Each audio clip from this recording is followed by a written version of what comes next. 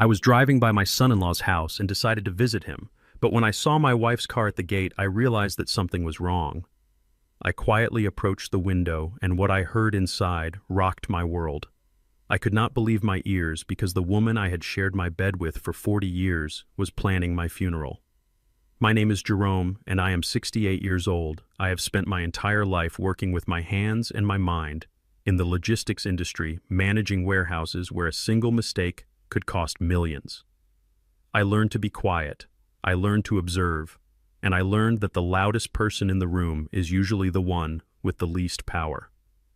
For the past 5 years since my retirement, I have played the role of the simple old man taking care of his garden, driving an old Ford pickup, and letting my family believe I was just scraping by on a modest pension. They never knew about the heirs' property in Georgia, 300 acres of prime timberland that had been in my family since Reconstruction. They never knew that as the sole executor, I had been quietly managing the timber rights, and that the land was now valued at over $4 million. I kept it secret because I wanted to see who my family really was without the filter of money. And today, standing outside that window, I finally saw their true faces. Before I tell you exactly what I heard and how I barely escaped with my life, please hit that like button and subscribe to the channel. Let me know in the comments. If you have ever discovered a secret that changed your entire life, I want to know I am not alone in this. It was a Tuesday afternoon, a day when my wife Maxine was supposed to be at her weekly prayer group meeting at the church. She had kissed me on the cheek that morning, handed me my coffee, and told me she would be back by dinner. I had decided to drive over to the upscale gated community where my daughter Candace and her husband Gavin lived. I had found a vintage electric train set at a flea market, the kind my grandson Tyler loved, and I wanted to drop it off as a surprise. My 2005 Ford F-150 rattled as I pulled up to the security gate of Willow Creek Estates. The guard knew me and waved me through, looking at my rusted truck with that familiar mix of pity and disdain that I had grown used to. I drove slowly, admiring the manicured lawns and the massive houses that looked more like museums than homes. Gavin, my son-in-law, was a real estate agent who loved to flash his wealth. He drove a Porsche, wore Italian suits, and always spoke to me as if he were explaining quantum physics to a toddler. As I approached their driveway, I prepared to park on the street so my oil-leaking truck would not stain their pristine pavers. But then I slammed on the brakes. Parked discreetly behind a row of tall hedges was a Buick LaCrosse. It was beige, practical, and unmistakable. It was Maxine's car. My heart skipped a beat. Why was she here? She was supposed to be on the other side of town praying for the salvation of souls. Was she sick? Had something happened to Candace? I turned off the engine and sat there for a moment. The silence of the neighborhood was heavy. My instincts, the same instincts that had saved me from falling crates and forklift accidents back in the warehouse, started screaming at me. Something was wrong. I did not go to the front door. I did not ring the bell. Instead, I grabbed the box with the train set and walked quietly across the grass, hugging the line of decorative bushes that surrounded the house. I moved like a ghost, despite my bad knee. I made my way to the back patio where Gavin had his outdoor office. The weather was nice, so the large bay windows were open just a crack, covered only by a thin screen. I heard laughter. It was not the joyous laughter of family. It was the cold, sharp laughter of conspirators. I froze, pressing my back against the brick wall. I recognized Gavin's voice immediately, arrogant and smooth. He said, "That old mule is stubborn, Maxine. He is never going to sign that. Power of attorney voluntarily. I have tried being nice. I have tried scaring him about his health. Nothing works. He just stares at me with those blank eyes." I felt a knot tighten in my stomach. He was talking about me. Old mule. That is what he called me behind my back. Then I heard a voice that broke my heart into 1,000 pieces. "It was Maxine," she replied. "Don't worry, Gavin. He trusts me. He thinks I am his guardian angel. I have already started switching his blood pressure medication with the sugar pills, and starting tomorrow, I am adding the special drops you gave me to his morning coffee." My hands started to shake so violently that I almost dropped the train set. Special drops, switching my medication. The headaches I had been having for the last 2 weeks, the dizziness, the blurred vision. I thought it was just old age catching up with me. But it was her. It was the woman I had built a life with. Gavin laughed again, the sound of ice cracking, he said. How long until it takes full effect? I have investors breathing down my neck. Maxine, I need to liquidate that Georgia land before the fiscal year ends. If we don't get control of his assets by November, I am finished. Maxine's voice dropped lower, but it was still clear and cold. She said, just be patient. The arsenic is low dose. It mimics natural cognitive decline. By Thanksgiving, he will be so confused and weak that we can have him declared incompetent without anyone raising an eyebrow. Dr. Albright is already on board to sign the papers once the symptoms show. Then you get the power of attorney. We sell the land and we split the proceeds just like we agreed. I felt like I had been punched in the gut. Arsenic. My wife was poisoning me with arsenic. Not for hate, not for revenge, but for land, for dirt. She knew about the land. She must have found the old deeds I had hidden in the attic years ago. She had never said a word. She had just waited, plotted, and now she was executing. I stood there, the cool brick pressing against my spine, trying to remember how to breathe. My wife and my white son-in-law were conspiring to kill me slowly, to make me lose my mind so they could sell my heritage to pay off his debts. I thought about my daughter Candace. Where was she? Was she part of this? Gavin spoke again, answering my silent question, asking, what about Candace? She is going to ask questions if her father suddenly turns into a vegetable. Maxine scoffed, a sound of pure dismissal. She said, Candace is working double shifts at the hospital. She is too exhausted to notice anything. Besides, she does whatever you tell her. Gavin, you handle your wife and I will handle the old man. Once he is in the nursing home and the money is in our accounts, Candace will be grateful we secured her future. They had planned everything. My daughter was just a pawn. My life was just an obstacle, and my death was their payday. I realized I was holding my breath. My chest hurt. A rage I had never known began to boil in my veins, replacing the shock I wanted to burst through.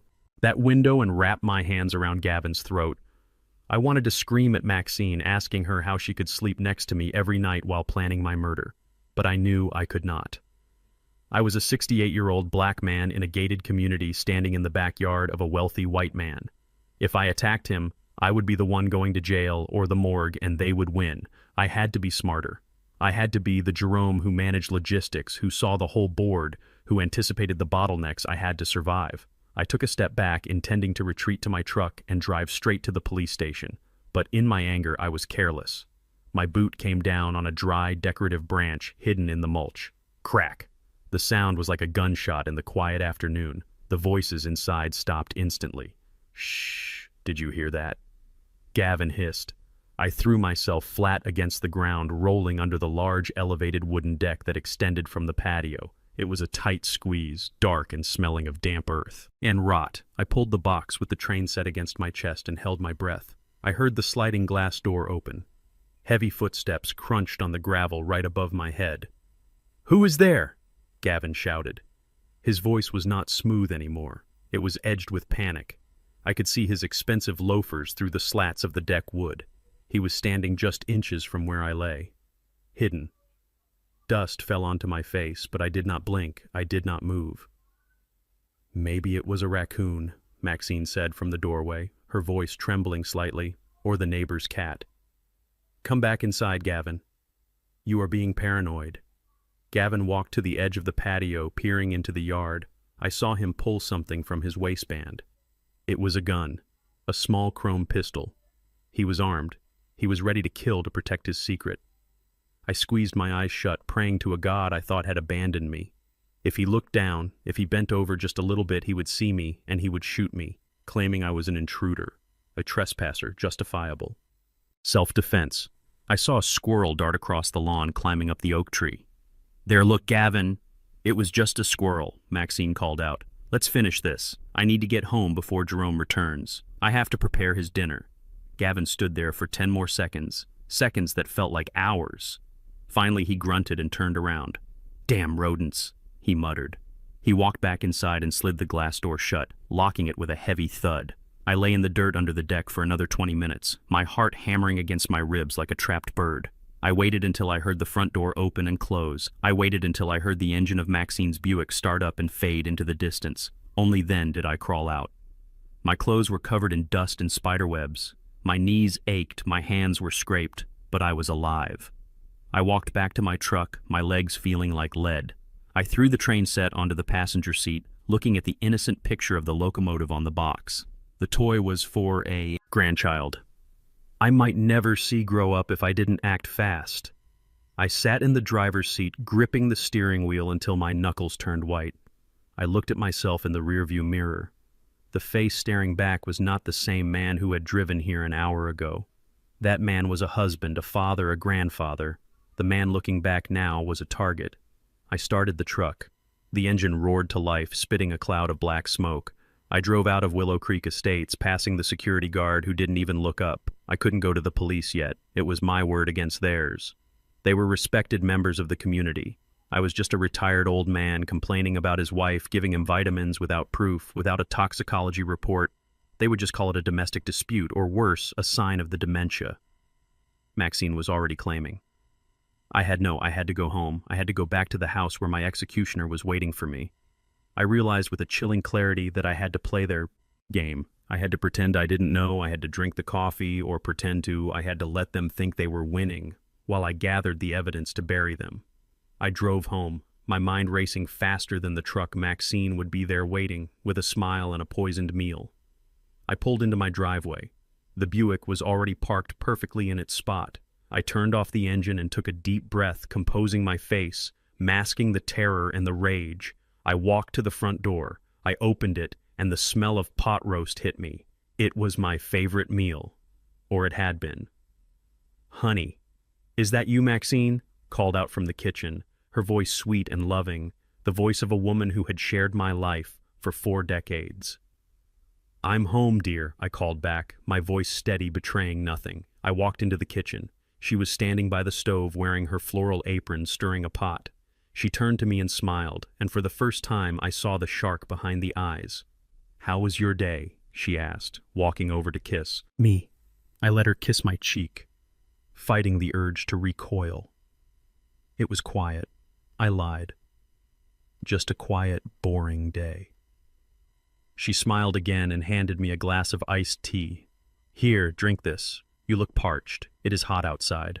I looked at the glass. The ice clinked softly, condensation running down the sides. It looked refreshing. It looked deadly. "Thank you," I said, taking the glass. I raised it to my lips, watching her watch me. Her eyes were locked on the glass, hungry, expectant. I knew then that the war had begun, and I, Jerome Blackwell, was not going to be the casualty. I was going to be the survivor. I pretended to take a sip, but I kept my lips tight, letting the liquid touch them, but not enter. Then I lowered the glass and smiled back at her. "Dinner smells great, Maxine," I said. She turned back to the stove, satisfied. I poured the tea into the potted plant by the window when she looked away. The game was on, and they had no idea who they were playing against. The morning sun filtered through the kitchen curtains, casting long shadows across the linoleum floor that I had laid down with my own hands 20 years ago. It was a beautiful Wednesday morning, the kind of day that makes you glad to be alive, unless you know that your wife is trying to kill you before lunch. I sat at the small round table pretending to read the newspaper, but my eyes were fixed on the reflection in the toaster oven. I watched Maxine moving near the coffee maker. She was humming a gospel song, Amazing Grace. Her hips swayed slightly to the rhythm, and she looked for all the world like the devoted wife of 4 decades preparing breakfast for her husband. It was a performance worthy of an Academy Award. If I had not been hiding under that deck yesterday, if I had not heard her promise Gavin that she would handle the old man, I would have believed it. I would have smiled and thanked God for a woman who loved me. But I knew better. Now I watched the reflection as she reached into the pocket of her housecoat. She pulled out a small amber vial. It happened in a split second. She uncapped it and squeezed 3 drops into my mug. The dark liquid vanished into the black coffee, leaving no trace. She stirred it with a spoon, clinking the ceramic sides cheerfully. Then she capped the vial and slid it back into her pocket. She turned around with a bright smile, holding the mug in both hands. "Here you go, Jerome," she said, placing it in front of me. "Drink it while it is hot. You need your strength." The steam rose from the cup, carrying the rich aroma of roasted beans masked by the scent of betrayal. I looked at the black liquid swirling in the mug. It looked innocent. It looked like the same coffee I had drunk every morning for 40 years. But now I knew it was a weapon. "Thank you, Maxine," I said, my voice raspy. I tried to keep my hand from trembling as I reached for the handle. She stood there hovering. Her hand rested on the back of my chair, her fingers tapping lightly. She was waiting, watching. She needed to see me take that first sip. She needed to know the poison was inside me, working its magic, destroying my mind so they could steal my land. A war raged inside my chest. Part of me wanted to stand up and smash the mug against the wall, screaming that I knew everything. I wanted to grab her by the shoulders and shake the truth out of her. But the logical part of me, the part that had managed complex supply chains and navigated corporate politics without a college degree, told me to stop. If I confronted her now, she would deny it. She would say it was sweetener or vitamins. She would call the police and say I was having an episode, proving her claim that I was losing my mind. I had to be smarter. I had to buy time.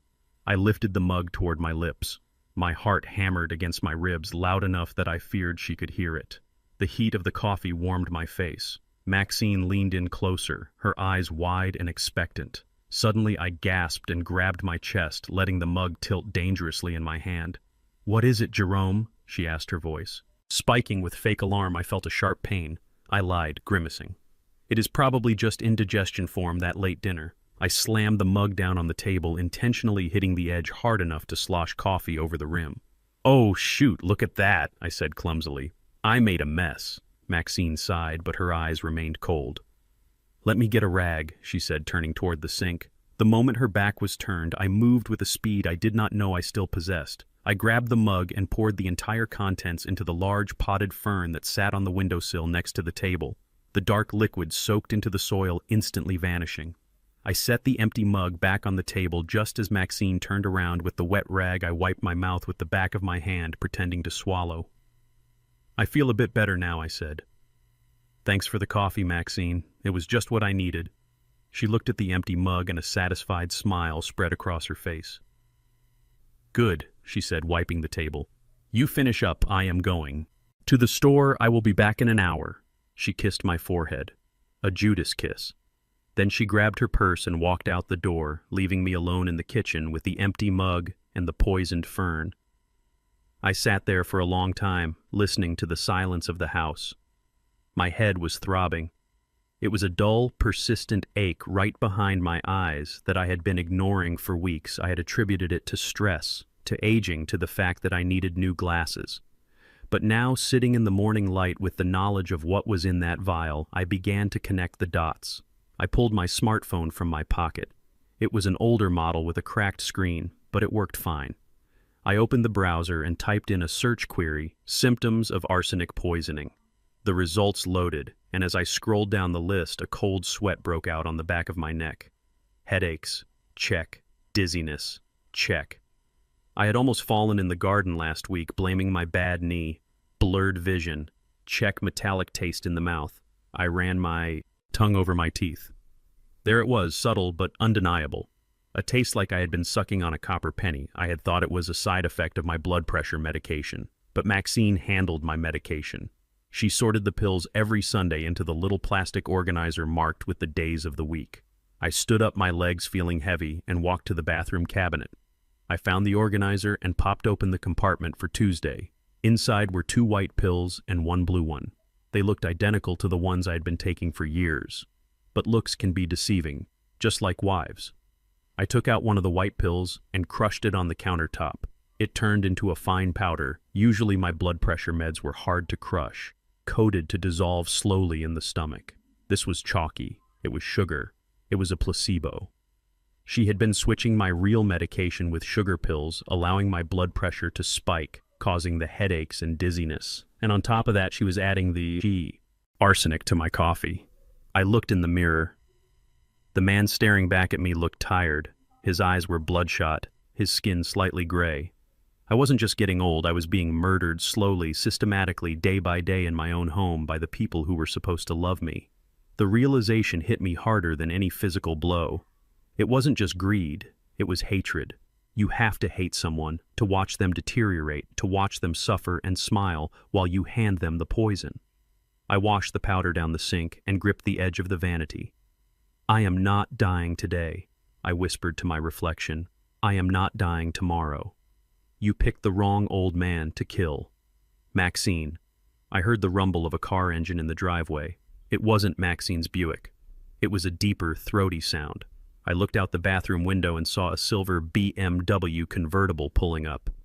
It was Gavin. He stepped out of the car, adjusting his expensive sunglasses, looking like he owned the world. He carried a leather briefcase and walked with a swagger that made my fists itch.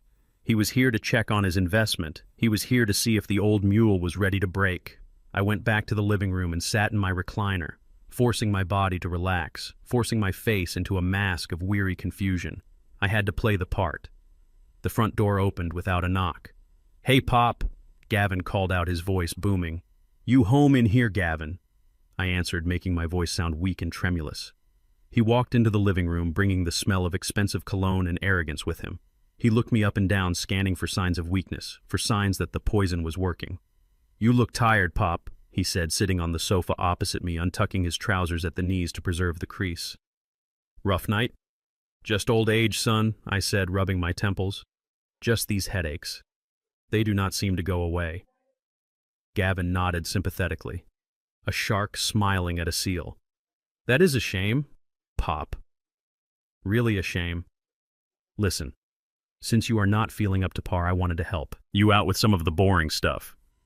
He placed the briefcase on his lap and clicked it open. He pulled out a thick document stapled at the top. The paper was crisp and white, contrasting with the dark intentions behind it. "What is that?" I asked, squinting at it. "It is just some insurance paperwork, Pop," Gavin said smoothly. "You know, for the house and the car." With you not feeling well, Maxine thought it would be better if I handled the renewals and the payments, so you do not have to worry about deadlines or fine print. It is just a standard form. He held it out to me along with a gold pen. I took the document. My hands shook slightly, not from age but from the effort of not strangling him. I looked at the header. It did not say insurance, renewal. It said durable power of attorney in bold black letters. "This lets you handle the insurance?" I asked, playing dumb. "Everything," Pop Gavin said, leaning forward, his eyes intense. "It lets me handle everything. The bills, the bank accounts, the property taxes. I can make sure everything is paid on time so you can just relax and get better. You trust me, don't you?" "Pop, I am family." I looked at the paper, then at him. I saw the greed sweating off him. He did not want to pay my bills. He wanted to sell the Georgia land. He wanted to drain my accounts and leave me to rot in a state facility. I do not think so. "Gavin," I said, handing the paper back, "I can still write checks. I can still read a calendar. I am not invalid." Gavin's smile faltered. The mask slipped for a second, revealing the predator underneath. "Come on, Pop. Do not be stubborn," he said, his voice hardening. "You are confusing things lately," Maxine told me. "You forget where you put your keys. You forget names. You are slipping, Pop. It is only a matter of time before you make a big mistake and lose everything. I am trying to protect you. I am fine," I said firmly. "I do not need protection. I need an aspirin." Gavin stood up abruptly, the document crumpling in his hand. "Listen to me, you old fool," he hissed, dropping the pretense. "Accidents happen, Pop. Especially to old men who live alone in big houses with slippery stairs. You could fall. You could take the wrong pills. You could have a stroke, and nobody would find you for days." It was a threat, clear and naked. He was telling me that if I did not sign, I would have an accident. I looked him dead in the eye, channeling every ounce of authority I had wielded as a warehouse manager. "Get out of my house, Gavin." He laughed, a cold, dry sound. "You are making this hard on yourself, Pop. We are going to get that signature, one way or another. Maxine is losing patience, and so am I." He shoved the papers back into his briefcase and stormed out, slamming the front door so hard the pictures on the wall rattled. I sat there in the silence, my heart racing. I looked over at the window. The fern where I had poured the coffee was already drooping, its leaves turning a sickly yellow. They were not going to stop. They were going to escalate. I had survived the morning, but I knew that tonight the dinner would be deadly. I had to move fast, or I would not live to see the sunrise. Later that evening, the sound of a key turning in the lock startled me. I was sitting in the dark, nursing a glass of water and trying to figure out how to survive the night. The door opened and my daughter Candace walked in. She looked like a ghost wearing blue scrubs that were wrinkled and stained with coffee. Her eyes, usually so bright and full of life, were sunken and rimmed with dark purple circles. She looked 10 years older than her 32 years. "Hey, Daddy," she whispered, dropping her heavy bag on the floor. "I just got off a double shift. I needed to see you." I stood up, my heart aching at the sight of her. I wanted to run to her and tell her everything, to scream that her husband was a monster and her mother was his accomplice. But I knew I could not. If I told her now, she would think I was hallucinating. She would call Gavin, and he would have the perfect excuse to lock me away. So I swallowed the truth and hugged her instead. She felt thin in my arms, too. Thin. "You are working too hard, baby girl," I said softly. "You need to rest." "I cannot rest, Daddy." She pulled away, her face tight with anxiety. "That is actually why I am here. Gavin has this incredible investment opportunity. It is a commercial real estate deal downtown, a once-in-a-lifetime thing. But his liquidity is tied up in other projects right now. He needs $20,000 by Friday to secure the contract, or we lose everything." My blood ran cold. She was working herself into an early grave to fund his gambling debts, and she did not even know it.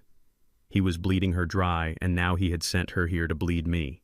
"Candace," I said, keeping my voice calm, "I do not have $20,000 lying around. You know I live on a pension." "Come on, Daddy," she pleaded, her voice rising in pitch. "I know you have savings. Mom said you have money put away for emergencies. This is an emergency. If Gavin closes this deal, we are set for life. He can finally pay off the house, and I can stop picking up extra shifts.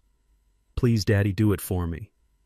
I looked into her desperate eyes and saw the brainwashing Gavin had done a number on her, convincing her that his failures were just temporary setbacks on the road to greatness. He was using her love as a weapon against me. "I cannot do it, Candace," I said firmly. "I will not give Gavin another dime." Her face crumbled, but then it hardened. The desperation turned into anger, flash freezing in her eyes. "You do not trust him," she accused, stepping back. "You never have. You just want to see him fail." "I want to see you safe," I countered. "He is using you, Candace. He is drowning in debt, and he is dragging you down with him. There is no investment deal. He is lying to you." That was the wrong thing to say. The air in the room shifted instantly, charged with a sudden volatility. Candace stiffened her spine, her hands balling into fists at her sides. "How dare you?" she hissed. Her voice was not loud, but it cut deeper than any shout. "You have no idea what you are talking about. Gavin is a visionary.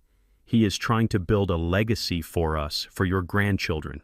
And you are too stubborn and small-minded to see it. It is not about vision, Candace. It is about arithmetic," I said, trying to keep my frustration in check. "You are working double shifts while he drives a BMW and plays golf. Does that look like a partnership to you? He needs that car for his image," she shouted, defending him with a blind loyalty that terrified me. "You just cannot stand that he does things differently than you. You worked in a dusty warehouse your whole life. You punched a clock. You kept your head down. You are jealous." "Daddy, jealous?" I asked, incredulous. "Yes, jealous." She spat the words out like venom. "You are jealous because he is a white man who dreams big, and you are just a bitter old black man who settled for mediocrity. You hate that he has ambition. You hate that he wants more than this small life you built, and you hate that I chose him over your approval." The words hit me like physical blows, calling me mediocre, calling me bitter, accusing me of racial resentment against the man who was plotting my murder. I had worked double shifts in the heat and the cold to put her through nursing school. I had saved every penny so she could have choices. And now she was standing in my living room parroting the poison Gavin had whispered in her ear. "I am not jealous, Candace," I said, my voice trembling with suppressed rage. "I am terrified. He is not who you think he is. Open your eyes, baby girl. Look at the bank statements. Look at where the money really goes." "I have seen enough," she interrupted, grabbing her bag. "You are selfish. You are a selfish old man who would rather sit on his pile of pennies than help his own daughter succeed. I hope you enjoy your money, Daddy. I hope it keeps you warm because you are pushing us away." She turned on her heel and stormed out the door, slamming it behind her. The silence that followed was heavy and suffocating. I stood there alone in the dim light, feeling a profound isolation. I had lost her. Gavin had twisted her mind so thoroughly that she saw her savior as her enemy and her executioner as her hero. I sank onto the sofa, burying my face in my hands. I was completely alone. My wife wanted me dead. My son-in-law wanted my land. And my daughter thought I was a villain. The walls of the house I had built felt like they were closing in on me, but I could not give up. Not now. If I gave up, they would kill me. And then they would destroy Candace. Once I was gone, Gavin would drain the inheritance and leave her with nothing but debt and a broken heart. I had to protect the one thing they wanted most. The land. A sudden thought pierced through my despair. The deed. The original deed to the Georgia property, along with the updated survey maps and the timber valuation reports. I kept them in the small wall safe behind the painting in the study. Only Maxine and I knew the combination. I had not checked it in months, assuming it was secure. I stood up and moved quickly through the quiet house. The floorboards creaked under my boots, sounding like alarm bells in the night. I reached the study and closed the door softly. I took the painting of the old church down from the wall, revealing the steel face of the safe. My fingers trembled as I spun the dial. Right to 24, left to 10, right to 5. Click. I pulled the handle. The heavy metal door swung open. My stomach dropped. The safe was empty. The thick manila envelope that held the future of our family was gone. I felt around inside, hoping it had been pushed to the back, but my fingers met only cold steel. It was gone. The deed, the surveys, everything I needed to prove the value of the land, everything I needed to stop Gavin from selling it quickly. It was all gone. I stood there staring into the empty metal box, realizing the extent of my stupidity. I had underestimated Maxine. I thought she was just starting her plan, but she was already steps ahead of me. She must have taken them weeks ago, maybe months, giving them to Gavin so he could start lining up buyers. I closed the safe and hung the picture back up. My hands were steady now, steadied by a cold, hard realization. I walked back to the bedroom. Maxine was in the bed, sleeping soundly on her side, her breathing rhythmic and peaceful. She looked innocent in the moonlight, the woman I had loved for 40 years, but she was not sleeping next to her husband. She was sleeping next to her victim. She had stolen the deeds. She had poisoned my coffee. She had turned my daughter against me. And now she was lying there dreaming of the day I would stop breathing. I looked at her, and I felt the last ember of love for her die inside my chest. It turned into ash, cold and gray. She thought she had disarmed me. She thought she had taken my shield, but she did not know I had made digital copies of everything 5 years ago, encrypted and stored on a cloud server. She did not know existed, and she did not know that the power of attorney she wanted me to sign was useless without my consent, because the land was held in a way they did not understand. Yet I climbed into bed carefully, not wanting to wake the snake. I lay on my back, staring at the ceiling, listening to her breathe. "You took the paper, Maxine," I thought to myself, "but you did not take the power. You made a mistake. You left me alive, and tomorrow I was going to make you regret that I slipped out of the house before the sun fully crested the horizon, leaving Maxine snoring softly in the bed we had shared for 40 years. My destination was not the police station, but a small 24-hour diner on the edge of town where the coffee was strong and the booths were high enough to hide secrets. I was meeting Kofi, my oldest friend and a retired detective who still had ears on the street and access to databases. He probably should not have. Kofi was already there nursing a black coffee, his face grim. He did not waste time with pleasantries or small talk concerning the weather. He slid a thick manila envelope across the formica table toward me. His eyes, usually warm with humor, were cold and hard like flint. "You are not going to like this, Jerome," he said, his voice low and gravelly. "I dug deep, just like you asked. Your son-in-law. Gavin isn't just bad with money. He is drowning." I opened the envelope. The first thing I saw was a photograph of Gavin walking out of a notorious underground casino downtown, followed by a list of numbers that made my head spin. $2.4 million. I looked up at Kofi, waiting for him to tell me it was a mistake, a typo, anything other than the reality staring back at me. "He owes the wrong people," Jerome Kofi explained, leaning in close, "the kind of people who do not send debt collectors with clipboards. They send men with baseball bats and bone saws. He has been gambling on everything. Sports high-stakes poker real estate, speculation that never existed. He is leveraging debt to pay off interest on other debt. I looked at the documents again, Gavin. Wasn't investing my daughter's money. He was throwing it into a black hole. And now I understood the urgency. The arsenic, the pressure to sign the power of attorney, the desperation in his eyes when he asked for money. He was a dead man, walking, and my family land was his only way out. He has 2 weeks, Kofi said quietly. My sources say the Sharks gave him until the end of the month to come up with a lump sum, or they are going to make an example of him. That land of yours is his. Get out of jail free card. I felt a cold rage settle in my chest, replacing the fear. Gavin was willing to murder me to save his own skin. He was willing to sacrifice my daughter's future to cover his addiction. And Maxine? I asked the question, burning my throat. Is she in this? Kofi hesitated, tapping his finger on the table. I could not find a direct link to the gambling debts. But Jerome, I found something else, something strange about her finances. There are transfers, big ones, going to an account that has nothing to do with Gavin. But I cannot crack it yet. I need more time. I nodded, putting the papers back into the envelope, deeply thankful for a friend like Kofi. Watch your back, Jerome, he warned as I stood up. These people are cornered animals, and cornered animals bite. I drove home with the weight of the truth pressing down on me. Gavin owed $2.4 million. He wasn't just a failure. He was a ticking time bomb. And Maxine was hiding something else, something separate from Gavin's mess. When I pulled into the driveway, the house was quiet. Maxine's car was gone, likely to her weekly hair appointment, which gave me a narrow window of opportunity. I needed to find the missing deeds to the land, and I needed to find out what Kofi had missed. I entered the house, my senses on high alert. I went straight to the room.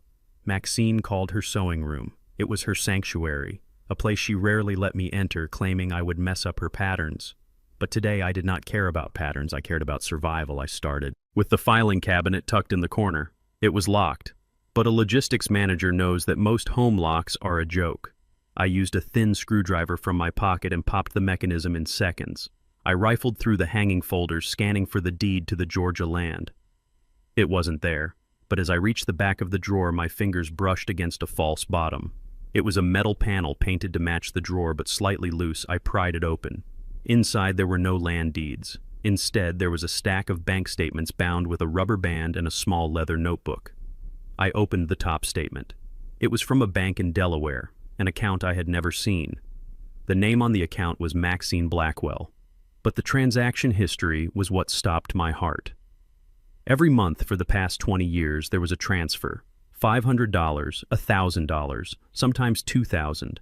It added up to hundreds of thousands of dollars siphoned from our joint savings from my pension, from the money I thought we were putting away for our golden years.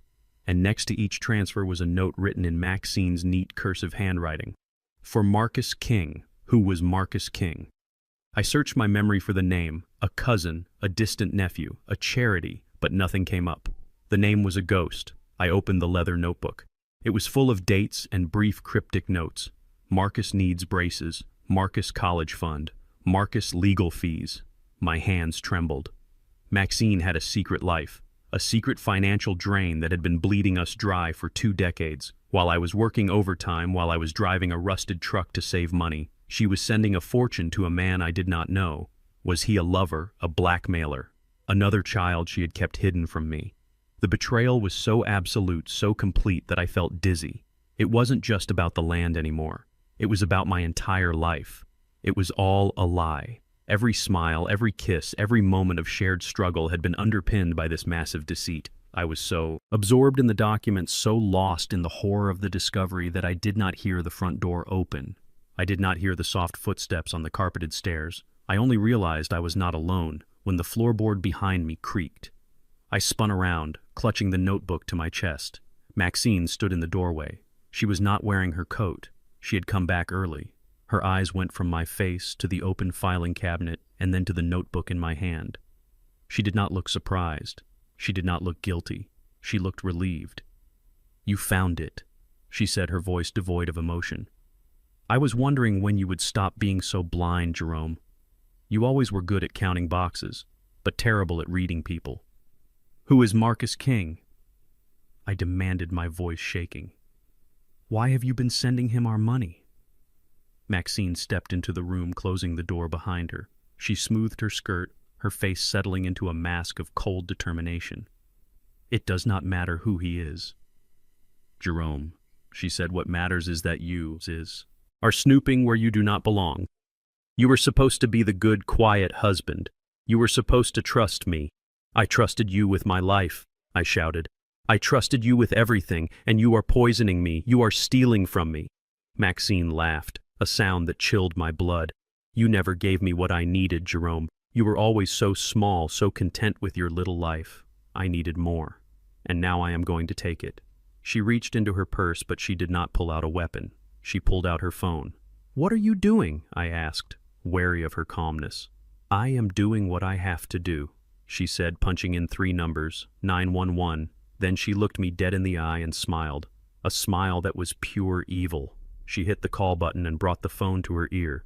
Help me! She screamed suddenly, her voice transforming instantly into a shriek of terror. Please, send police. My husband is attacking me. He has a weapon. He is trying to kill me. I stood there frozen in shock. Maxine dropped the phone to the floor, leaving the line open. Then she grabbed the collar of her own silk blouse and ripped it open, buttons flying across the room. She scratched her own face, dragging her nails down her cheek until blood welled up. Maxine, stop! I yelled, taking a step forward. Stay back! She screamed at the top of her lungs, throwing herself against the filing cabinet, knocking a lamp to the floor with a loud crash. Get away from me, Jerome!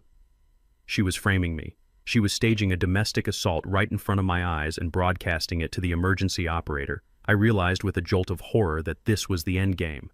If the poison did not work, she would use the law. She would have me arrested, locked up, or put in a psych ward. Claiming I had snapped, I backed away. My hands raised, realizing I had walked straight into a trap. I looked at the woman tearing her own clothes, screaming for help, and I knew that the Jerome who lived in this house was dead. The sirens were already wailing in the distance, getting closer every second I had to run, but there was nowhere to go. The walls were closing in, and my wife was holding the key to my destruction. The red and blue lights flashed against the living room walls like a disco ball in a nightmare, blinding me as the front door burst open. Officers did not knock. They did not ask questions. They saw a woman with a torn blouse and a bleeding face screaming in terror, and they saw a black man standing over her. The math was simple in their eyes, and the solution was violence. I barely had time to raise my hands before I was tackled, the air leaving my lungs in a painful whoosh as my chest hit the hardwood floor. Knees pressed into my back, pinning me down, while Maxine sobbed theatrically in the corner, pointing a shaking finger at me. "He is having an episode," she wailed, her voice trembling with a perfect mix of fear and sorrow. "He has not been taking his medication, officers. He thinks everyone is stealing from him. He thinks I am trying to hurt him. Please do not hurt him. He does not know what he is doing." I tried to speak. I tried to tell them about the poison, about the hidden bank accounts, about Marcus King, but my face was pressed against the floorboards, and every time I opened my mouth, the pressure on my back increased. "Stop resisting," the officer shouted, twisting my arms behind me until my shoulders screamed in protest. The handcuffs clicked shut, cold and tight, biting into my wrists. They dragged me up, not like a man, but like a sack of feed. Maxine stood there, clutching her chest, tears streaming down her face, masking the triumph in her eyes. "Is he going to jail?" she asked the sergeant, her voice small and fragile. "If he is off his meds and violent, ma'am, we can take him in for a psychiatric evaluation," the sergeant replied, looking at me with disgust. "We can put him on a 5150 hold. That gives the doctors 72 hours to assess him. If he is a danger to himself or others, they will keep him." "Please do that," Maxine begged. "He needs help. He is losing his mind." I looked at her one last time as they shoved me toward the door. "You are the one who needs help, Maxine," I said, my voice low and steady. "You are going to rot for this." She just buried her face in her hands, sobbing louder to drown out my truth.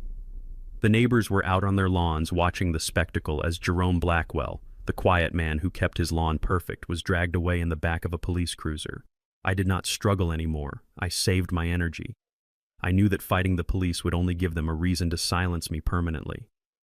I sat in the hard plastic seat watching my house disappear, and realized that the cage Maxine had built for me was not a prison cell. It was a padded room. The hospital smelled of bleach and hopelessness. The fluorescent lights buzzed with a sound that drilled into my skull, increasing the headache that the arsenic had started.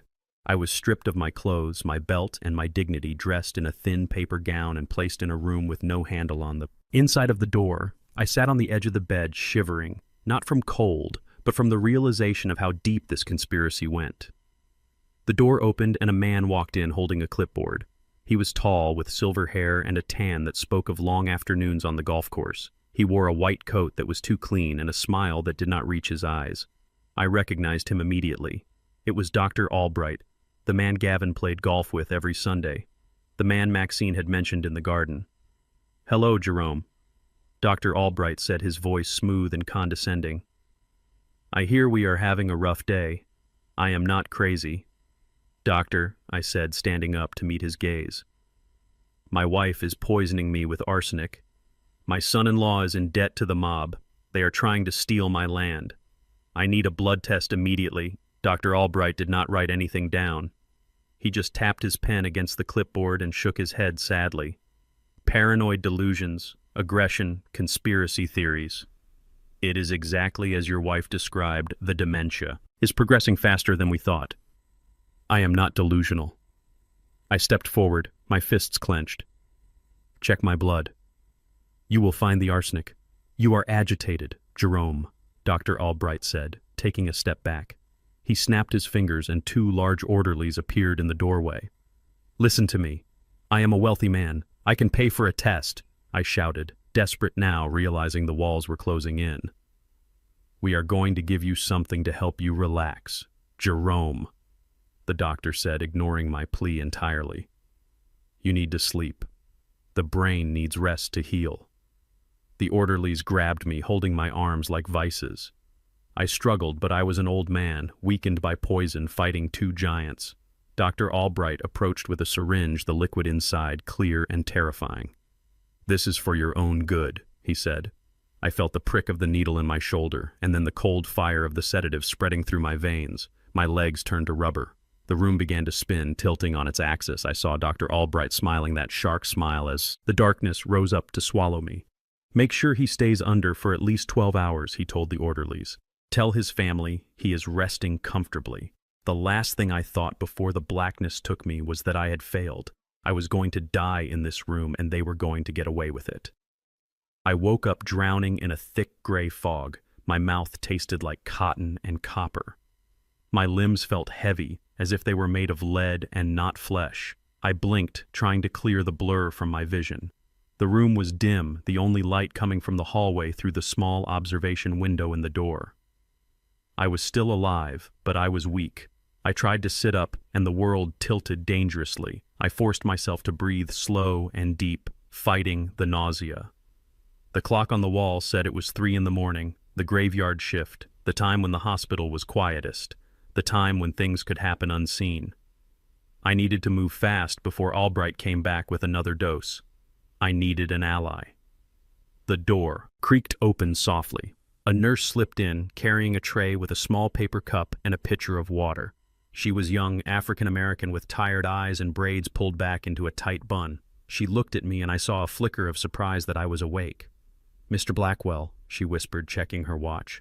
"You should be out cold with the dose they gave you." "I have a high tolerance." I rasped, my voice sounding like gravel scraping together. "I need you to listen to me." She hesitated, her hand hovering over the tray. "You need to take your water and go back to sleep." The doctor left strict orders. "The doctor is trying to kill me," I said, forcing the words out through my dry throat. "He is a friend of the man who is stealing my life." The nurse took a step back, her face closing off.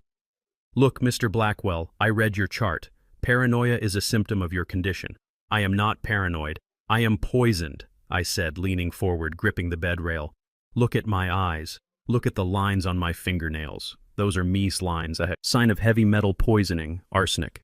She paused, looking at my hands involuntarily. I saw the curiosity war with her training. "I do not have time to convince you with words," I said. I reached down to my ankle. It was a struggle, my body protesting every movement, but I managed to pull off the thick wool sock I had been wearing when the police took me. They had taken my shoes and my belt, but they had left my socks. Inside the toe of the sock, rolled tight and wrapped in a rubber band, was a small bundle. I pulled it out and held it up. It was a roll of $100 bills, $5,000 that I always kept on me for emergencies, a habit from the old days when cash was the only thing you could trust. I unwrapped the roll. The sight of the money made her eyes widen. "I am not crazy," I said, holding the cash out to her. "This is $5,000. It is yours, all of it. If you do two things for me." She looked at the door, then back at the money. "What things?" she whispered. "Draw a vial of my blood. Right now, before the arsenic leaves my system, send it to an independent lab, not the hospital lab. And make one phone call." "Who do you want me to call?" she asked, her voice trembling. "Angela Rossi," I said. "The name of the toughest civil rights attorney in the state, a woman who ate corrupt doctors for breakfast. Tell her Jerome Blackwell has the money and he has the proof. Tell her to get me out of here." The nurse looked at me, searching my face for signs of madness. She looked at the money, which was more than she made in 2 months. Then she looked at the door where the orderlies patrolled. "If I get caught, I lose my license," she said. "If you do not help me, I lose my life," I countered. "Please, you are the only person in this world who can save me." She stood there for a long heartbeat, the silence stretching tight as a wire. Then she stepped forward and took the money, shoving it deep into her scrub pocket. "Give me your arm," she whispered, pulling a tourniquet and a needle from her pocket. "I will do it, but you better be right, old man." I extended my arm, watching the dark blood flow into the vial. It looked black in the dim light. It was the evidence that would hang them all. "Make the call," I said as she capped the vial. "Make the call and tell her to bring a judge." She nodded, slipping the vial into her pocket alongside the cash. "I will make the call," she promised. She slipped out of the room, leaving me alone in the dark again. But this time, I wasn't helpless. The fog was lifting. I lay back on the pillow and closed my eyes, waiting for the cavalry to arrive. My family thought they had buried me, but they forgot that seeds grow in the dark. The fluorescent hum of the hospital room was the soundtrack to my execution. Dr. Albright stood by the bed, holding the clipboard that would sign away my freedom. Gavin was there too, wearing a suit that cost more than my first car, looking at me with eyes devoid of mercy. He tapped the pen against the paper, a rhythmic clicking that sounded like a countdown sign here. Albright said, pointing to the line on the commitment papers, "This grants permanent medical and financial guardianship to your son-in-law. It is for the best. Jerome, you are not capable of making decisions anymore." I sat on the edge of the bed, my head lolling to the side, feigning the stupor of the sedatives inside. My mind was sharp, a razor blade waiting to cut, but my body was heavy. I could not fight them physically. Gavin leaned in, his breath smelling of mints and rot. "Do not worry, Pop," he whispered. "I will take good care of everything, especially the land." He put the pen to the paper, ready to sign on my behalf, ready to seal my fate. Suddenly, the double doors of the ward swung open with a crash that made Albright jump. A woman strode in, heels clicking on the linoleum like gunfire. She was small, fiercely Italian, and dressed in a power suit that screamed authority. "Angela Rossi, step away from my client," she barked, her voice echoing off the sterile walls. Albright puffed up his chest indignantly. "Who do you think you are?" "This is a restricted area. I am the person who is going to strip the license from your wall if you do not drop that pen right now," Rossi said, slamming a folded document onto the tray table. "This is a court order signed by Judge Holloway 10 minutes ago, granting me immediate temporary custody of Mr. Jerome Blackwell, pending a toxicology investigation." Gavin turned pale, the pen slipping from his fingers. "What is this?" "You cannot do this. He is sick. He needs help. He needs protection from you," Rossi countered, stepping between Gavin and me. "I have an independent blood panel here, showing lethal levels of arsenic. The police are on their way to seize his medical records. If you sign that paper, Mr. Gavin, I will add fraud and kidnapping to the list of charges you are already facing." Gavin backed away, his hands raised in surrender, panic flaring in his eyes. "We were just following Dr. Orders," he stammered, looking at Albright. I kept my head down, hiding the triumph in my eyes. Rossi had come just in time. She signaled to the orderlies behind her, "Get Mr. Blackwell a wheelchair, we are leaving." As they wheeled me out, I let a line of drool escape my lips, playing the part of the broken man perfectly. Gavin watched me go, his fists clenched, his plan crumbling. but he did not know the half of it. He thought he had lost a prisoner. He did not realize he had just released a hunter. The ride home was silent. Rossi drove her luxury sedan with the precision of a tank commander. She had wanted to take me to a safe house, but I insisted on going back. I told her I needed to be in the belly of the beast to finish them. She agreed reluctantly on the condition that she would have a team monitoring the house from a van down the street. When they wheeled me into my own living room, Maxine was waiting. She played the role of the relieved wife, crying crocodile tears, thanking Rossi for bringing me home. But when Rossi left with a stern warning that she would be watching, Maxine's demeanor changed instantly. The moment the door clicked shut, she wiped her eyes and looked at me with disgust. "Put him in the corner," she told Gavin, who had followed us home in his own car. "He stinks of the hospital." They parked my wheelchair facing the window away from the center of the room, treating me like a piece of furniture that had outlived its usefulness. I slumped in the chair, my chin on my chest, staring blankly at the floor pattern, but my ears were wide open. Maxine and Gavin sat at the dining table, opening a bottle of wine to celebrate their narrow escape. They thought I was vegetable sedated into oblivion by the drugs Albright had pumped into me before I left. "That was too close," Gavin said, his voice shaking slightly. "Rossi is a shark, if she digs too deep into the toxicology." "Relax," Maxine interrupted, pouring wine. "The arsenic levels were low enough to be environmental. We can blame it on the old pipes or the fertilizer he uses in the garden. The important thing is he is here. He is helpless, and we still have the papers?" Gavin took a long drink. "We need to move fast. The investors are giving me until Friday. If I do not have the deed transfer initiated, they are going to break my legs." "Do it now," Maxine said, looking at my back with cold indifference. "He is out of it. Put the pen in his hand. Guide it if you have to. Once we have the signature on the deed transfer and the power of attorney, we can sell the land by tomorrow afternoon." They discussed the numbers openly in front of me, splitting the profits of my life's work. Maxine talked about sending a large sum to Marcus King, finally revealing that he was in trouble with the law and needed bail money. Gavin talked about paying off the mob and buying a new boat. I listened to every word, cataloging their greed, fueling my rage. They were dissecting my life, dividing the spoils while the body was still warm. They did not see a father or a husband. They saw a signature. They saw a check.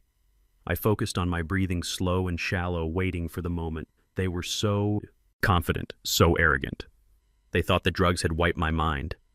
They did not know that the only thing keeping me in that chair was the promise of their total destruction. "All right, Pop. Time to do your civic duty," Gavin said, walking over to me. He smelled of wine and desperation. He spun my wheelchair around so I faced the table. On the surface, spread out like a feast, were the documents. The deed to the Georgia land, the irrevocable transfer of assets, the power of attorney. Maxine stood behind me, her hands on my shoulders, squeezing hard enough to bruise. "Wake up, old man," she hissed in my ear. "Just one little scribble and you can go back to sleep forever." Gavin clicked a gold pen and jammed it into my trembling hand. "Sign. Right here." Pop, lightly tapping the signature line. "Just your name. Jerome Blackwell. That is all we need." My hand shook violently, not because I was weak, but because I was fighting the urge to stab the pen into his eye. I let the tip of the pen hover over the paper, making ink blots. "Help him," Maxine ordered. "Guide his hand." Gavin grabbed my wrist, his fingers digging into my skin, forcing the pen down. "Just sign it, you old mule," he muttered. I let my hand go limp, forcing him to do the work. But then at the last second, as the pen touched the paper, I seized control. I channeled all my anger, all my betrayal into my fingers. I did not sign Jerome Blackwell. With a jerky, spastic motion, I scrawled 3 words across the signature line in big, jagged letters. "I know everything." The letters were messy looking, like the scratchings of a madman, but they were legible. Gavin did not even look. He was so eager, so blinded by the need to get it done, that he snatched the paper away the moment the ink stopped flowing. "Done!" he shouted triumphantly, waving the document in the air. "We got it. Maxine, we are rich." He shoved the paper into his briefcase without a second glance, snapping the lock shut as if he were trapping a demon inside. He did not see the message. He did not see his death warrant. He only saw the dollar signs. Maxine patted my head like I was a dog. "Good boy, Jerome," she said. "Now you can rot in peace." I slumped back in the chair, letting my mouth hang open, letting a line of drool drip onto my shirt. Inside, I was smiling a wolfish grin. They had their paper, but they had signed a contract with the devil, and collection day was coming sooner than they thought. I watched Gavin strut out of the house, briefcase in hand, heading to his victory dinner. He thought he had won, he thought it was over, but the dinner was just the beginning. Tonight, I would rise from this wheelchair, and I would turn their celebration into a wake. The restaurant was called the Obsidian Room, and it was the kind of place where a bottle of water cost more than my hourly wage back at the warehouse. The walls were lined with black velvet, and the chandeliers dripped crystals like frozen tears. Gavin had rented the entire private banquet hall for his victory lap. He pushed my wheelchair over the plush carpet, parading me past the round tables like a prize bull at a county fair. Only I was the bull he intended to slaughter. I slumped in the chair, my head lolling to the right, keeping my mouth slightly open to maintain the illusion of a medicated invalid. My eyes were half closed, but I saw everything. The room was filled with men in sharp Italian suits and women dripping in diamonds. Gavin had told Candace these were angel investors, venture capitalists from the city who were going to turn the Georgia land into a luxury resort. But I knew better. I recognized the look in their eyes. It was the same look the stray dogs had back in the neighborhood before they bit you, hungry, cold, and dangerous. These were not investors. They were loan sharks, bookies, and the kind of men who broke fingers for a living. Gavin owed them millions, and I was his down payment. Candace walked beside me, looking beautiful in a silver dress, but her eyes were dead. She looked exhausted, thin, and haunted. She reached down and wiped my chin with a napkin, her touch gentle but filled with a pity that burned my skin. "Oh, Daddy," she whispered. "I am so sorry you have to be like this. But Gavin says this is for the best. We are securing the future." I wanted to grab her hand and tell her that her husband was serving us up to wolves. But I had to wait. The trap was set, but the door had not slammed shut yet. Gavin parked me at the head table facing the room. He wanted me to see his triumph. He wanted me to witness the moment he became the king of my castle. "Ladies and gentlemen," Gavin boomed, his voice projecting with the confidence of a man who thinks he has gotten away with murder. "Thank you for coming tonight. Tonight we celebrate not just a deal, but a legacy." The sharks at the tables clapped politely, their eyes not on Gavin, but on the expensive stakes being placed in front of them. They did not care about legacies. They cared about the $2.4 million Gavin had promised to pay them by Monday. I sat there staring at the white tablecloth, gripping the armrests of the wheelchair so hard my knuckles ached. The anger inside me was a physical thing, a hot coal in my chest burning through the sedative fog I had pretended to be in. I watched Gavin work the room, shaking hands, laughing too loud, pouring expensive champagne. He was high on adrenaline, high on the belief that he had outsmarted the old black man. He leaned down to me, whispering in my ear so no one else could hear. "Enjoy the view. Pop, this is what success looks like. Try not to drool on the tablecloth. It is Egyptian cotton." He patted my shoulder condescendingly and walked back to the microphone, tapping it to get everyone's attention. The room went quiet. The sharks stopped eating. The air grew heavy with expectation. "I would like to propose a toast," Gavin said, raising his glass of champagne.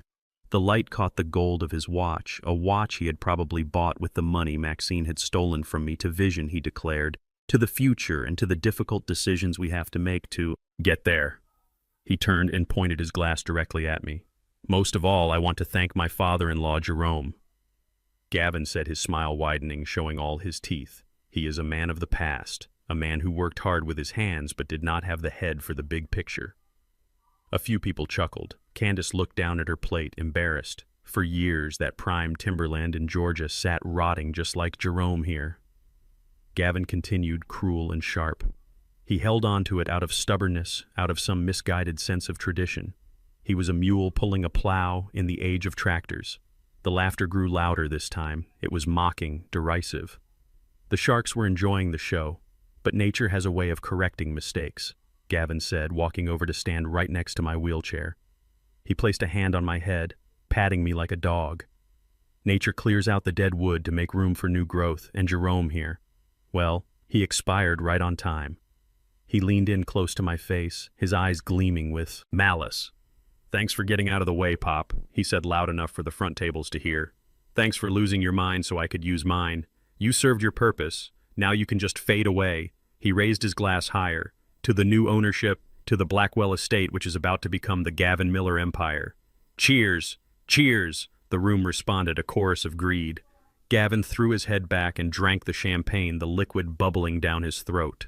I watched his throat move. I watched the arrogance radiate off him like heat, and I decided that I had heard enough. I stopped the shallow breathing. I stopped the slumping. I engaged the muscles in my core muscles built from 40 years of lifting crates and moving steel. I reached up and grabbed Gavin's wrist, the one holding the empty glass.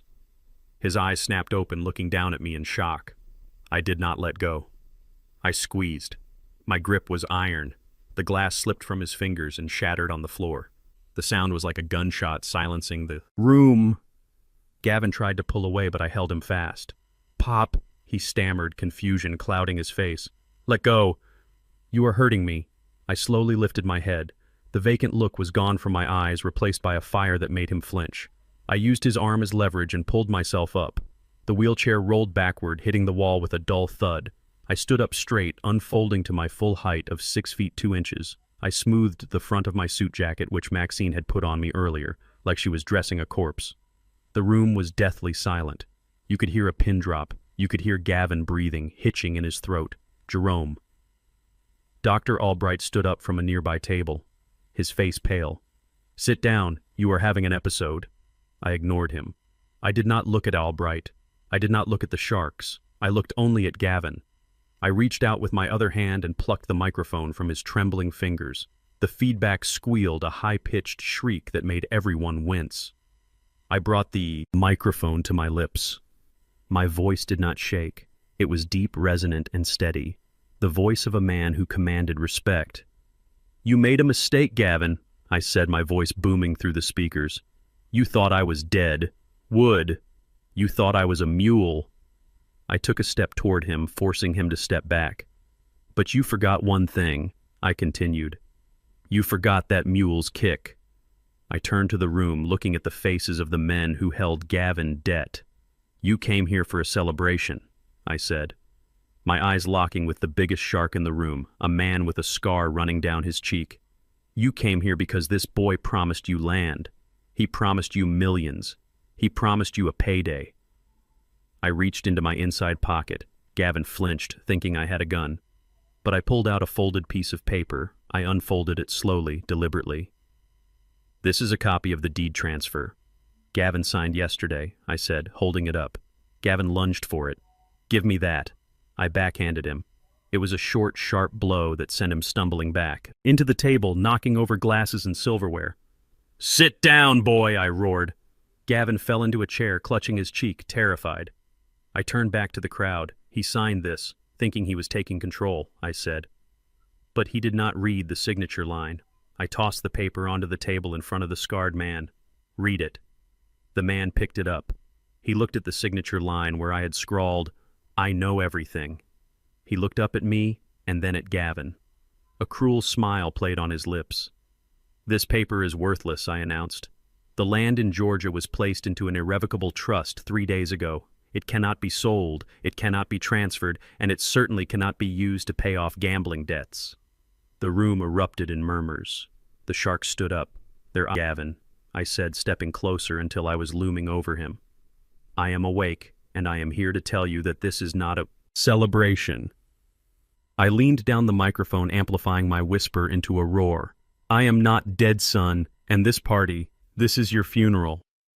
The silence in the banquet hall was heavy and suffocating, like a wool blanket soaked in water. Gavin sat slumped in his chair, his face the color of ash, his arrogance stripped away, leaving only a terrified boy in a man's suit. The sharks at the tables were murmuring, their eyes darting between the worthless deed on the table and the man who owed them millions. But I was not finished with Gavin yet, not by a long shot. I had destroyed his financial future, but now I had to destroy the hold he had on my daughter. I turned my back on him slowly, deliberately, showing him he was no longer a threat to me. I looked at Candace. She was standing near the head table, her hands covering her mouth, her eyes wide with confusion and fear. She looked at me, and then at her husband, trying to piece together the shattered fragments of her reality. "Daddy," she whispered, her voice trembling. What is going on? What do you mean you know everything? I walked toward her, my steps heavy on the plush carpet. I stopped, just a few feet away, close enough to see the tears welling in her eyes, close enough to see the exhaustion etched into her beautiful face. I am doing this for you. Baby girl, I said, my voice softening just a fraction. I am doing this to show you who he really is. Candace shook her head, denial already rising in her throat. No. Daddy, stop it. You are ruining everything. He ruined it, Candace, I said, pointing a finger at Gavin without looking at him. He ruined it the day he decided you were nothing more than a paycheck. He ruined it the day he decided to betray you in the worst way possible. I reached into my pocket and pulled out a small black remote control Kofi. My friend and former detective had been busy. While I was playing the invalid in the wheelchair, Kofi had hacked into the venue audio-visual system. He was sitting in a van outside right now waiting for my signal. Look. The screen, Candace, I commanded, pointing to the massive projection screen behind the stage that was currently displaying a loop of Gavin and Candace wedding photos. She hesitated, but her eyes drifted upward. I pressed the button. The wedding photos vanished. The screen flickered and then a new image appeared. It was high resolution, grainy but unmistakable. It showed Gavin sitting at an outdoor cafe holding hands with a woman. She was laughing, throwing her head back, and Gavin was looking at her with a look of pure lust. The woman was not a stranger. It was not some random girl from a bar. It was Sheila Maxine, best friend. The woman who had sat in the front row at Candace's wedding. The woman who came to our house for Thanksgiving. A gasp went through the room. I heard chairs scraping as people leaned forward to get a better look. Candace froze. She stared at the screen, her mouth opening and closing soundlessly. I pressed the button again. A new photo appeared. This one was more intimate, Gavin and Sheila walking into a hotel room, his hand resting possessively on her lower back, and another Gavin kissing Sheila in his car, the BMW that my daughter was working double shifts to pay for. Candace made a sound, a low, wounded noise like an animal in a trap. She looked at Gavin, her eyes burning. Is that true? She asked, her voice barely a whisper. Is that? Sheila. Gavin scrambled up from his chair, his hands waving frantically. Candace, baby, wait, it is not what it looks like. He doctored those photos. The old man is crazy. He is trying to frame me. I did not say a word. I just pressed the button one more time. A video started playing. It was footage from a security camera clearly taken from inside a hotel hallway. It showed Gavin and Sheila leaving a room together, disheveled and smiling. Gavin slapped her on the rear playfully, and Sheila giggled, leaning in to whisper something in his ear. The date stamp on the video was from 3 days ago. 3 days ago when Candace was working an overnight shift at the hospital to pay for this party. Candace turned to Gavin, her face a mask of absolute betrayal. You slept with her, she screamed. You slept with my mother's best friend. Gavin stammered, sweat pouring down his face. Candace, please listen. I stepped between them, blocking his path to her. You think that is the worst of it? I asked Candace, my voice grim. You think his infidelity is the only secret? Candace looked at me, tears streaming down her face, ruining her makeup. What else, Daddy? What else could there possibly be? I looked at her with infinite sadness. This next part was going to hurt her more than the cheating. It was going to break her heart, but it was the only way to save her life. Your mother knows, I said. Candace shook her head. No, Mommy would never. She loves me. She would never let him do this. I raised the remote again. Listen. I pressed the play button for the audio file Kofi had extracted from the bugs we planted in the house. The sound of my wife Maxine's voice filled the banquet hall, amplified by the expensive speakers. It was crystal clear, terrifyingly casual.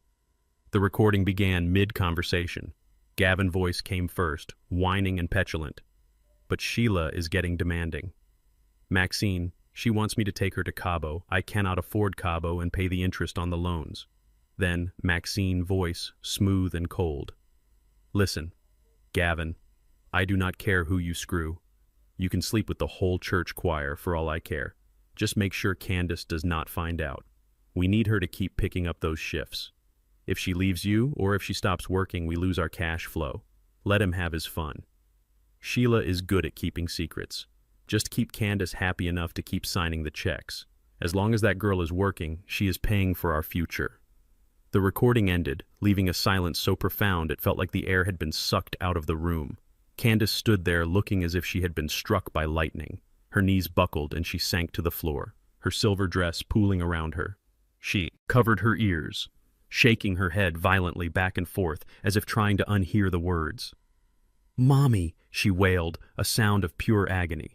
She knew. She called me a cash flow. The guests were no longer whispering. They were staring in horror, witnessing the total destruction of a family. The sharks looked at Gavin with disgust. Even criminals have codes, and selling out your own wife with her mother permission crossed a line. Gavin stood there exposed and naked in his treachery. He looked at the screen, then at me, then at his weeping wife. His face twisted, transforming from fear to a blind animalistic rage. He had lost the land. He had lost the money. He had lost his reputation, and now he was losing his control over Candace. I walked over to Candace and knelt down, putting a hand on her shoulder. "Baby girl," I said softly, "I am so sorry." She looked up at me, her eyes red and swollen. "You were right," she whispered. "You were right about everything." She stood up slowly, using my arm for support. She wiped her face, with the back of her hand smearing mascara across her cheek. She took a deep breath and turned to face Gavin. The sadness in her eyes was gone, replaced by a fury that matched my own. "You monster," she said, her voice low and dangerous. "You used me. You and my mother used me." Gavin sneered, stepping toward her. "You are nothing without me, Candace. You are just a nurse. I made you someone."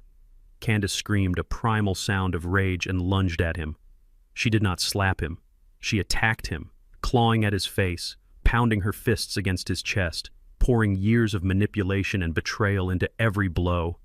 "You bastard!" she shrieked, tearing at his expensive suit jacket. "I worked for you. I bled for you."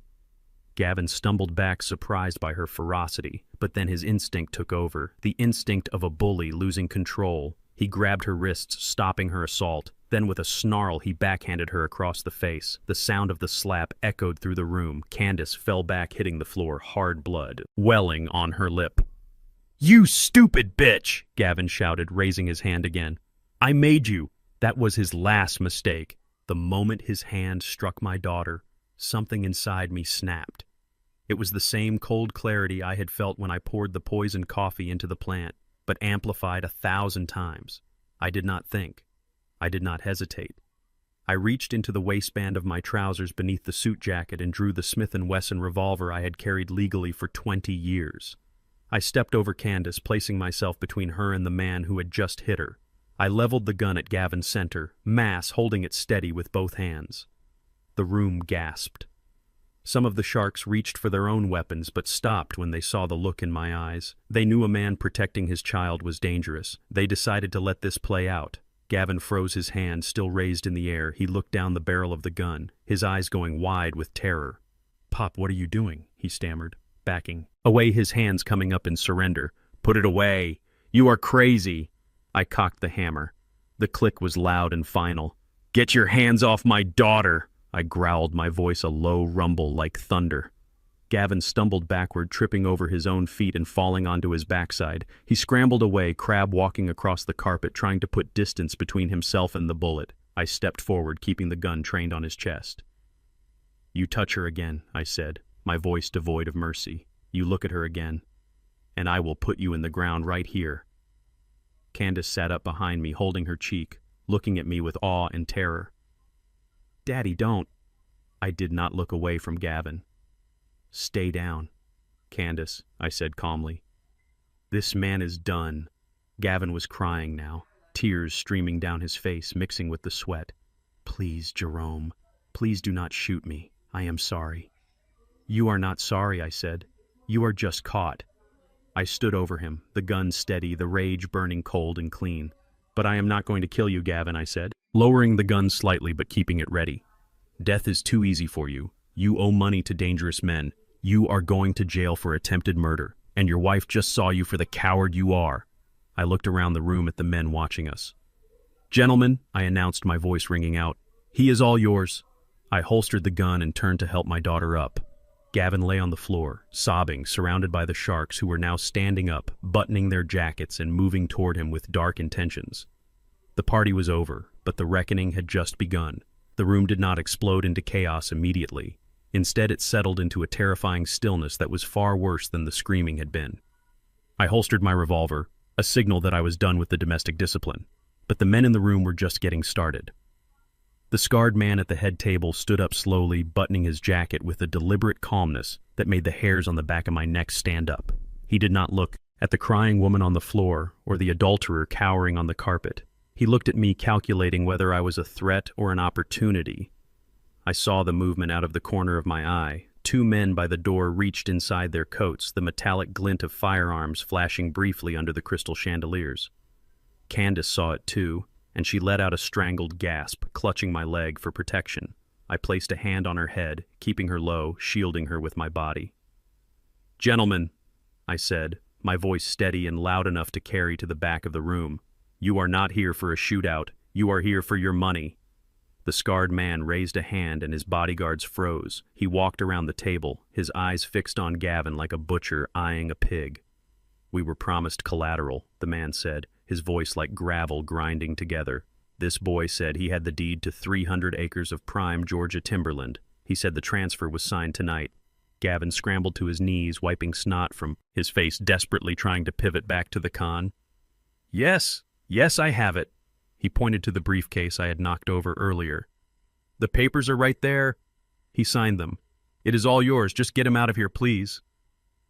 The scarred man looked at the briefcase, then at me. "Is that true, old man? Did you sign?" I looked at Gavin, watching the hope flare in his eyes, a pathetic flickering flame that I was about to extinguish forever. I reached into the inside pocket of my jacket, again slowly, so no one would shoot me. I pulled out a thick document bound in blue legal covers. "He has a piece of paper," I said, holding up the document. "But I have the truth." I tossed the blue folder onto the table. It landed with a heavy thud, sliding across the tablecloth until it stopped right in front of the scarred man. "Open it," I commanded. The man picked it up, flipping past the cover page. He read the first paragraph and his eyebrows shot up. "What is this?" he asked, looking at Gavin with lethal intent. "Tell him, Gavin," I said. My voice cold. "Tell him what you forgot to check before you popped the champagne." Gavin was shaking his head, confusion warring with terror. "I do not know what that is." "I have the deed. It is signed." "That deed is a piece of trash." I roared, my voice filling the hall. I turned back to the investors who were now realizing they had been played 3 days ago while this idiot was busy poisoning my coffee and sleeping with my wife's best friend. I met with my attorney, Angela Rossi. We established the Blackwell Heritage Preservation Trust. It is an irrevocable trust dedicated to the preservation of black land ownership in the South. I took a step closer to the table, pointing at the document. At 9 a.m. this morning, that trust was recorded with the county clerk. The land does not belong to me anymore. It belongs to history, it belongs to the community, and it is locked up tighter than a drum. Gavin looked like he was having a stroke. "No, that is impossible. You were sick, you were confused. I was never confused, son," I said, leaning down until we were face to face. I was waiting. I looked at the scarred man. The document Gavin has is void. The signature is a joke, and even if it were real, he cannot sell what I do not own. That land will never be a resort. It will never be a casino, and it will never ever be used to pay off a gambling debt. The realization hit the room like a physical wave. The money was gone. The collateral was a ghost, and Gavin Miller was the man who had wasted their time. The scarred man closed the blue folder gently. Then he looked at Gavin. The look was devoid of anger. It was just business. And that was much, much scarier. "You owe us $2.4 million, the man said softly. Gavin scrambled backward, crab-walking until his back hit the stage. "Please listen. He tricked me. He set me up. I can get the money. I just need time." "You had time," the man said. He snapped his fingers and the 2 men by the door started moving forward, their hands reaching under their coats again. Gavin looked around the room, searching for an exit, searching for a friend, searching for anyone who would save him. He looked at Candace, but she was staring at the floor, unable to even look at him. He looked at me, his eyes wide and wet with tears. "Pop, please," he begged, clutching at my pant leg. "You cannot let them take me. They will kill me. Pop. I am family." I looked down at the man who had called me a mule, who had tried to erase my mind, who had laughed while he planned my death. I kicked his hand away, breaking his grip. "I am not your father," I said, my voice ice cold. "And you lost the right to be family when you put arsenic in my cup." Gavin began to scream a high-pitched sound of pure terror as the men closed in. But I was not going to let them kill him. Death was too easy. Death was an escape. I had a different punishment in mind, one that would last a lot longer than a bullet. I raised my hand, snapping my fingers loudly. "Now!" I shouted. The kitchen doors behind the stage burst open, but it was not. Waiters who came out. It was a SWAT team. Heavily armed officers in tactical gear poured into the room, shouting orders. "Police, drop your weapons. Get on the ground." The sharks froze. The scarred man cursed under his breath, raising his hands slowly. He knew the game. He knew when he was beat. The bodyguards dropped their guns, kicking them away. Gavin looked at the police, and for a second he looked relieved. He thought he was being saved. He thought he was going into protective custody. He was wrong. Two detectives in suits walked in behind the SWAT team, pushing through the confused crowd. One of them was my friend Kofi. The other was a man I did not know, holding a pair of handcuffs. They walked straight to Gavin, pulling him up from the floor by his expensive lapels. "Gavin Miller, you are under arrest," the detective said. Gavin laughed hysterically, sounds bubbling out of his throat. "Arrested for what? For fraud, for gambling. I will take it. Take me away." The detective slammed him against the wall, pinning him there. "Not for fraud, son," the detective said. "For the attempted murder of Jerome Blackwell." Gavin stopped laughing. "What, we have the toxicology report from your father-in-law blood. It shows lethal levels of arsenic. We have the audio recordings of you and your mother-in-law planning the dosage, and we have the receipt for the poison found in your car." Gavin went limp, his legs giving out. The officers had to hold him up to cuff him. "Attempted murder carries 20 years, Gavin," I said, walking up to him one last time. "And do you know what the best part is?" He looked at me, his eyes dead. "The men you owe money to, they have friends in prison, lots of friends. You are not going to be safe inside, and you are not going to be safe outside. You are going to spend every day of the next 20 years looking over your shoulder, wondering when the bill comes due." Gavin began to sob, broken guttural sounds of a man who has lost everything. "Get him out of my sight," I said, turning my back on him. They dragged him away, his expensive shoes dragging on the carpet, leaving streaks of tears and snot on the floor of his victory party. I looked at Candace. She was standing up now, watching her husband being hauled away like garbage. She did not cry, she did not scream, she just looked tired. "Come on, baby girl," I said, offering her my arm. "Let us go home." She took my arm, leaning her head on my shoulder. We walked out of the obsidian room, leaving the sharks to explain their weapons to the police, leaving the shattered glass and the ruined dreams behind us. I had won the battle. The land was safe. The monster was in chains. But the war was not over yet. There was still one person left to reckon with. One person waiting at home thinking she had gotten away with it. Maxine. The drive back to the house was the longest journey of my life. Candace sat in the passenger seat, staring out the window at the passing streetlights, her silence heavier than any scream could have been. We pulled into the driveway, and the house looked exactly as I had left it, warm and inviting with the porch light glowing soft yellow. It was a lie, just like the woman waiting inside. I turned off the engine and saw a second car pull up behind us. It was Detective Kofi and two uniformed officers. I nodded to him in the rearview mirror, giving him the signal to wait. I needed 5 minutes. I needed to look her in the eye one last time before the handcuffs clicked. I opened the front door, and Maxine was pacing in the living room wearing her silk robe, holding a glass of wine. Her eyes widened when she saw me alive and standing tall, not confused or dead in a ditch. Behind me, Candace walked in, her face a mask of grief and rage. Maxine looked past us, looking for Gavin, expecting her partner in crime to come striding in with the deed to the land. But the driveway was empty, except for the police cruiser. "Jerome, you are home," Maxine said, her voice pitching high and brittle, trembling with a fake relief that made my stomach turn. "I was so worried about you." Gavin called and said you had an episode at the restaurant. He said you were talking crazy. Is he helping you park the truck? "Gavin is not coming." "Maxine," I said. my voice flat and hard.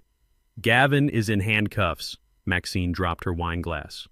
Red liquid splashed across the expensive cream rug, looking like a bloodstain she could never wash out.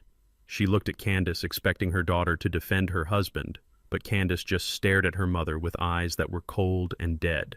The realization hit Maxine like a physical blow. The plan had failed. The dominoes had fallen, and she was the last one standing. She did not ask about Gavin. Well-being instead, she scrambled to save herself, transforming instantly from the worried wife into the terrified victim. "Oh, thank God," she cried, rushing toward me, her hands reaching out. "You have to believe me, Jerome. It was all him. Gavin is a monster. He forced me. He threatened me. He said if I did not help him get the land, he would hurt Candace. He made me switch your pills. He made me put those drops in your coffee. I was so scared, Jerome, I did not know what to do. I was just trying to protect our family." I stepped back, letting her hands grasp at empty air. The performance was pathetic. It was an insult to the 40 years we had spent together. She really thought I was that stupid. She thought she could rewrite history while the ink on the police report was still wet. "Stop talking, Maxine," I said quietly. My voice was not loud, but it stopped her dead in her tracks. "Stop lying. You were not forced. You were the architect. You were the one who told him to keep Candace working double shifts. You were the one who called me an old mule. You were the one who decided my life was worth less than a plot of dirt." Maxine's face crumpled, the victim act slipping.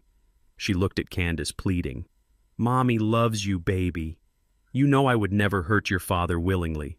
It was Gavin. He has a gambling problem. He is dangerous." I did not let her finish. I walked past her to the hallway closet. I opened the door and pulled out a large floral suitcase. It was already packed.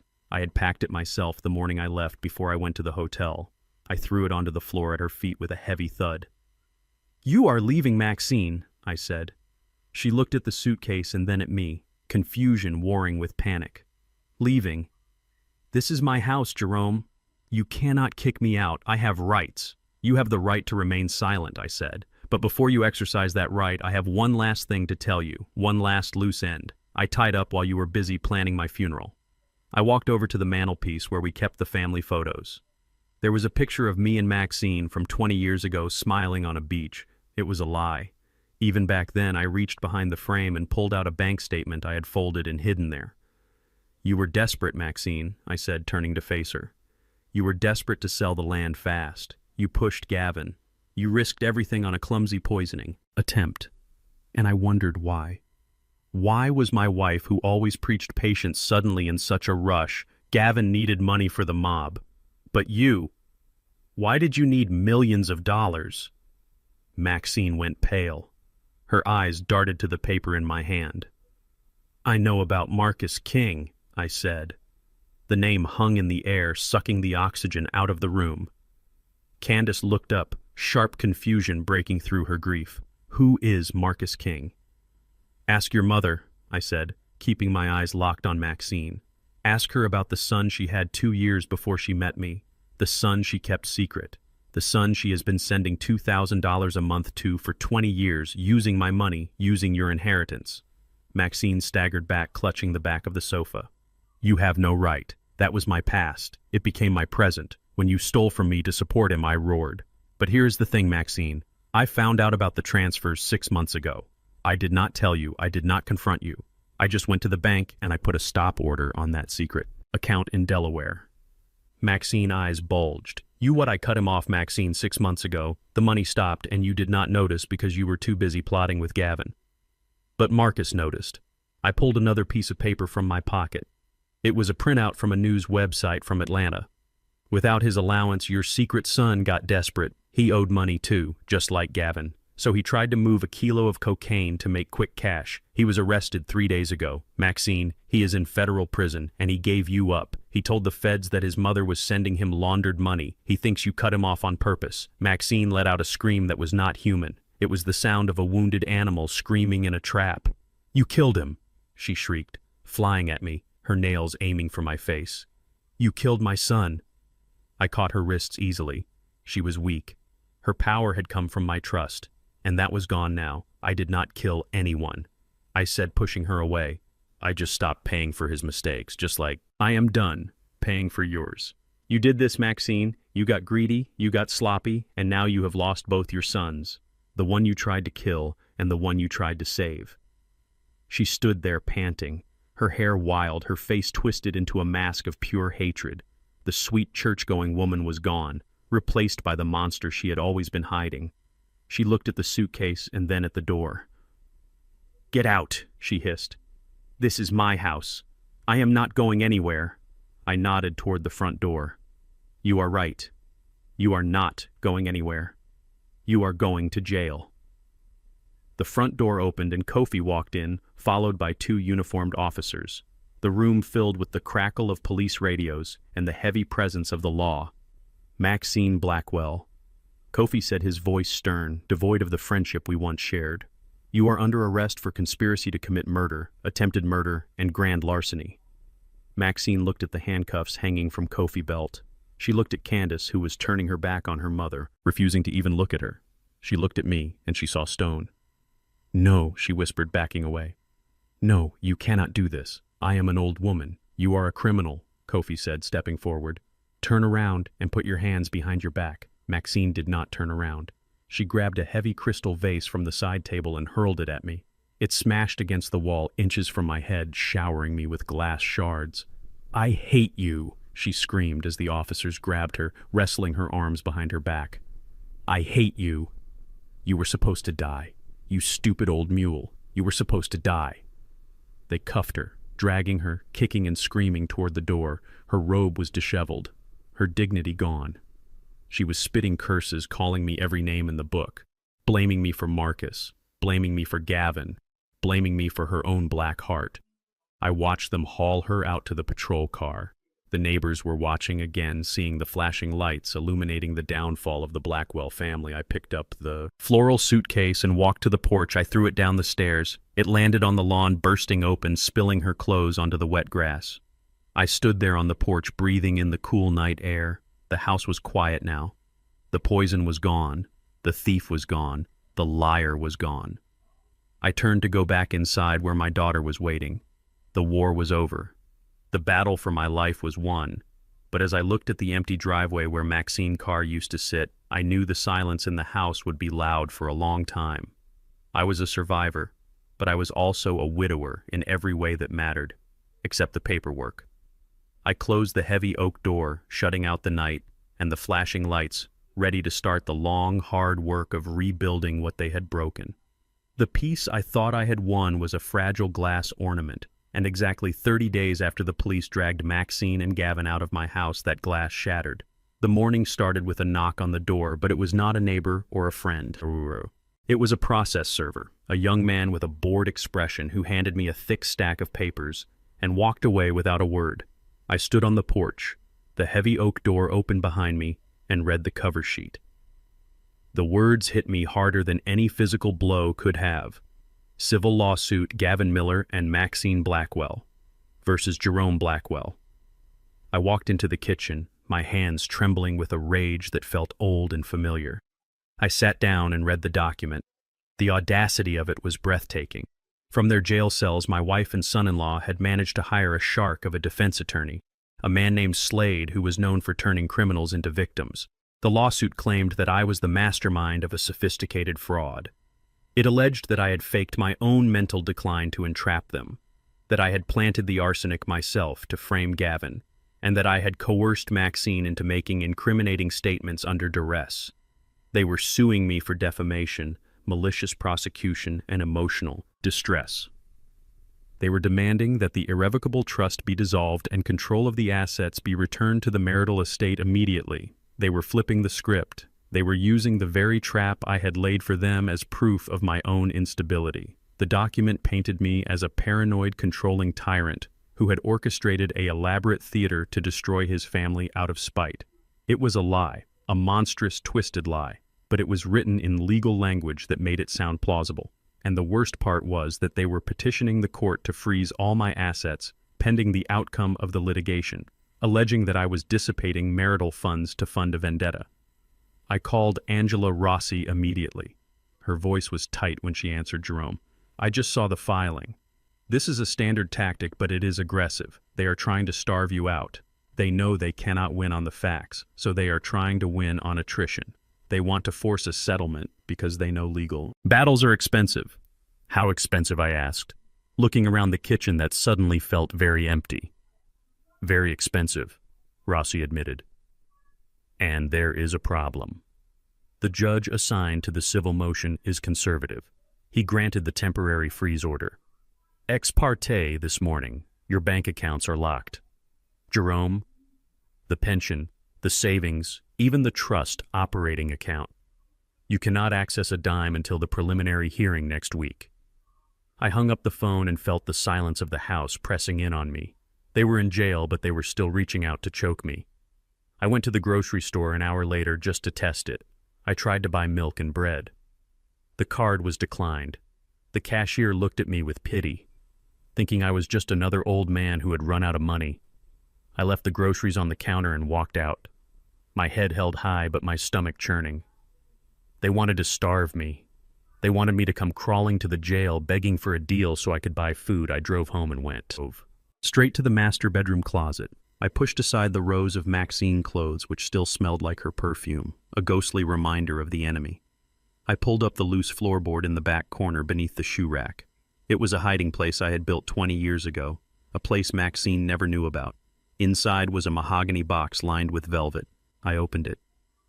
The light caught the gold and silver of my secret collection. For 30 years, every time I got a bonus, every time I made a good side deal on a logistics contract, I bought a vintage watch, a Patek Philippe from the 50s, a Rolex Submariner from the year Candace was born, a Vacheron Constantin that was worth more than my truck. It was my retirement plan, my safety net, my legacy intended for a grandson who might now grow up without a father. I looked at the watches ticking away the seconds of a life I had tried to keep private. I had to sell them. I had to liquidate the only assets the court did not know about to fight the monsters who wanted to take everything. I closed the box, feeling a physical pain in my chest. It was not just metal and gears. It was time. It was my time, and I was selling it to buy justice. I drove to the city to a high-end pawnbroker. I knew a man who asked no questions and paid in cash. I placed the mahogany box on the counter. The broker opened it and whistled low and appreciative. "This is serious hardware, Jerome," he said, picking up the Patek with a jeweler loop. "Why are you selling war chest?" I said simply. He nodded. Understanding the language of desperation, he counted out $45,000 in $100 bills. It was half of what they were worth, but I did not have the luxury of negotiation. I took the cash. Stuffing the thick envelope into my inside pocket, I felt the weight of it against my ribs. It was ammunition. I walked out of the shop into the bright sunlight, feeling lighter and heavier. At the same time, I had money to pay Rossi. I had money to keep the lights on, but I had lost another. But piece of myself. Gavin and Maxine were stripping me down layer by layer, forcing me to burn everything I had built just to survive. But they forgot one thing. A man with nothing left to lose is the most dangerous man in the world. I got into my truck and threw the empty mahogany box into the back seat. I was ready for court. The preliminary hearing was held on a rainy Tuesday in a courtroom that smelled of floor wax and old misery. I sat at the plaintiff table next to Angela Rossi, wearing my best suit, looking straight ahead. Candace sat in the gallery behind me, her hand resting on my shoulder for support. She looked terrified, her eyes darting around the room as if expecting Gavin to jump out of the shadows. The side door opened and bailiffs led them in. Gavin looked thinner, his arrogance replaced by a jittery energy.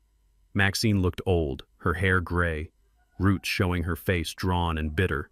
They wore orange jumpsuits, but they walked with their heads up, emboldened by their new legal strategy. They did not look at me. They looked at their lawyer. Slade, a man with slicked back hair and a smile that looked like a scar. The judge banged his gavel and the nightmare began. Slade did not waste time defending their actions. He went on the offensive immediately. "Your Honor," Slade began pacing in front of the bench, his voice smooth and theatrical. "We are here today because of a tragic misunderstanding fueled by the paranoid delusions of a man with a violent history. My clients are victims of a sophisticated entrapment scheme. Jerome Blackwell is not the kindly grandfather he pretends to be." Rossi jumped up. "Objection, character assassination overruled," the judge said, looking at me over his spectacles. "I want to hear this." Slade smiled and pulled a dusty file from his briefcase. He waved it in the air like a weapon. Mr. Blackwell paints himself as a saint, a victim. But let us look at the record. In 1974, Jerome Blackwell was arrested and charged with aggravated assault with a deadly weapon. He put 2 men in the hospital. Your Honor, this man has a history of solving his problems with violence. Is it so hard to believe that he manufactured this entire scenario to punish his family for wanting to put him in a care home? I froze. The memory of 1974 crashed into me. I was 18 years old. 2 men had cornered my sister in an alley. I had used a tire iron to get them off her. The charges were dropped when the truth came out, but the arrest record remained a ghost in the machine that I thought was buried forever. Candace gasped behind me. Daddy, is that true? I turned to look at her. I defended your Aunt Sarah, I whispered, but she looked shocked, looking at me with new doubt. Slade had planted the seed. He had turned my protection into aggression. Slade continued, relentless. He claims he was poisoned, but he has no witnesses other than a nurse he bribed with cash. Yes, Your Honor. We have evidence that Mr. Blackwell gave $5,000 cash to the nurse who drew his blood. Is that the action of an innocent man or a man buying a falsified toxicology report? The judge frowned, making a note. Rossi stood up, furious. Your Honor, that was emergency action taken by a man who was being held against his will. It looks like bribery. Slade countered smooth as oil. And as for the gun, he pulled a gun on my client at a dinner party in front of 50 witnesses, a man with a violent past waving a firearm threatening to kill his son-in-law.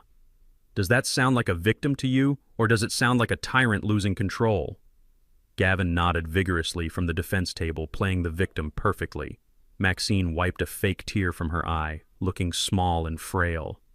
The judge looked at me, and for the first time I saw doubt in his eyes. He did not see the man who built a life. He saw a black man with an assault record, a gun, and a lot of unexplained cash. Mr. Blackwell, the judge said, his voice stern. These are serious allegations regarding your credibility. I am not going to dissolve the trust today, but I am also not going to dismiss the countersuit. There is enough here to proceed to trial, and until that trial concludes, the asset freeze remains in effect regarding the estate. You will live on a court-appointed stipend. Gavin smirked. It was small, but I saw it. He had won the round. He had dirtied my name. He had cut off my resources. He had turned the court against me. I stood up, my legs shaking, not with fear, but with the effort of holding back the explosion. Your Honor, I said, my voice deep and resonating off the wood paneling. I saved my sister in '74, and I saved myself last month. You can freeze my money, you can dig up my past, but you cannot change the fact that there is arsenic in my blood and greed in their hearts. Sit down. Mr. Blackwell, the judge barked, banging the gavel. I sat down, feeling Candace's hand tremble on my shoulder. The hearing was over. We were going to trial, and I was going into battle with one hand tied behind my back. They had taken my money. They had tarnished my name, and now they were coming for my freedom. But as I looked at Gavin's smug face, I touched the pocket where the cash from the watches sat. They thought they had cornered me. They thought the old mule was tired. They were wrong. I had been fighting since before they were born. I knew how to survive in the mud. I knew how to fight dirty. And if they wanted to bring up the past, I would show them that the past has teeth. The call from Angela Rossi came at 6 p.m, just as the sun was dipping below the tree line, casting long shadows across the property. Her voice, usually sharp and commanding, was heavy with frustration. Jerome, she said, and I knew before she finished the sentence that the system had failed us. Slade found a loophole. He argued that since the arsenic was found in your blood, but no one actually saw Gavin pouring the liquid into the cup, the physical chain of evidence was circumstantial. He argued that Maxine could have acted alone without Gavin knowing. The judge bought it. He granted bail pending the grand jury indictment. Gavin is out, Jerome. He walked out of the county jail 20 minutes ago. I sat there holding the phone, feeling the cold knot of dread tighten in my stomach. Gavin was free. He was desperate. He was humiliated, and he had nothing left to lose. A man like that does not run away. A man like that comes back to burn the world down. I hung up the phone and checked the load in my revolver. I turned off the lights in the house, plunging the rooms into darkness. I sent Candace to the guest room in the back, telling her to lock the door and stay down no matter what she heard. She argued, but she saw the look in my face and obeyed. I sat in the kitchen facing the driveway, watching through the window. The hours ticked by slowly. The silence of the countryside was usually a comfort, but tonight it felt like a held breath, waiting for the scream. Midnight came and went. Then at 2 in the morning, I saw it. A pair of headlights cut through the darkness at the end of the long driveway. They turned off before they reached the gate. The car rolled to a stop just outside the property line. The engine cut out. I stood up, my joints popping, moving silently to the back door. I knew Gavin. He was a coward. He would not come to the front door where I might be waiting. He would come to the back. He would try to hurt me where I felt safe. I slipped out onto the back porch, the night air cool against my skin. I moved into the shadows of the old oak tree, merging with the darkness. I heard footsteps, soft crunching on the dry leaves. Gavin appeared from around the corner of the detached garage. He was wearing dark clothes, but I recognized his walk, that arrogant stride that even jail had not beaten out of him. He was carrying something heavy in his right hand. It sloshed as he walked, a gas can. He was not coming for me. He was heading toward the old wooden barn that stood 50 yards from the main house. My heart stopped. That barn was not just wood and nails. It was my sanctuary. It was where I kept 40 years of journals. It was where I stored the original land grant documents from 1890 that proved my great-grandfather owned this earth. It was where I kept the photo albums of Candace growing up, the only copies that existed. Gavin stopped in front of the barn doors. I saw the flicker of a lighter in his hand, the small flame dancing in the dark. He poured the gasoline, splashing it over the dry wood of the doors. He was laughing, a low, manic sound that carried on the wind. He wanted to erase me. He wanted to burn my history, because he could not steal my future. I raised my gun, but he was too close to the wood. If I shot and missed, the spark could still ignite the fumes. I started to run, my boots pounding against the earth. Gavin turned, hearing me, but it was too late. He dropped the lighter. The world exploded into orange and red. The fumes ignited with a whoosh that knocked me backward. The fire climbed the dry wood of the barn, instantly hungry and roaring. Gavin stumbled back, shielding his face from the heat, scrambling away from the inferno he had created. I did not chase him. I ran toward the fire. The heat was intense, singeing the hair on my arms. The smoke was thick and black, choking the air. But I could not let it burn. I could not let him take the memory of my ancestors. I kicked the side door open, my shoulder screaming in protest. The inside of the barn was filling with smoke. Rapidly, I dropped to my knees, crawling under the gray cloud. I knew exactly where the metal strongbox was. It was on the bottom shelf of the workbench in the corner. The fire was licking at the rafters above me, glowing like the eyes of demons. I reached the workbench. My lungs burned. My eyes watered so bad I was blind. I felt around frantically, feeling saws and hammers until my fingers brushed the cold steel of the box. I grabbed the handle. The metal was hot, searing my palm, but I did not let go. I pulled it to my chest, shielding it with my body. A beam crashed down behind me, sending a shower of sparks raining onto my back. My shirt caught fire. I rolled on the dirt floor, smothering the flames, coughing until I tasted blood. I had the box. I had the history. I scrambled back toward the door, dragging the heavy box with me. The heat was unbearable. It felt like the skin was peeling off my face. I tumbled out into the cool night air, gasping for oxygen, clutching the box like a newborn baby. The barn was fully engulfed now, a tower of flame reaching for the stars. I dragged myself away from the heat, collapsing on the grass, my chest heaving. I looked down at the box. It was scorched, but intact. I had saved them. Then I heard the engine roar. I looked up through the smoke. Gavin was running toward the rental car he had left near the gate. He was escaping. He was going to get away again. He was going to vanish into the night and leave me with the ashes. I tried to stand up, but my legs gave out.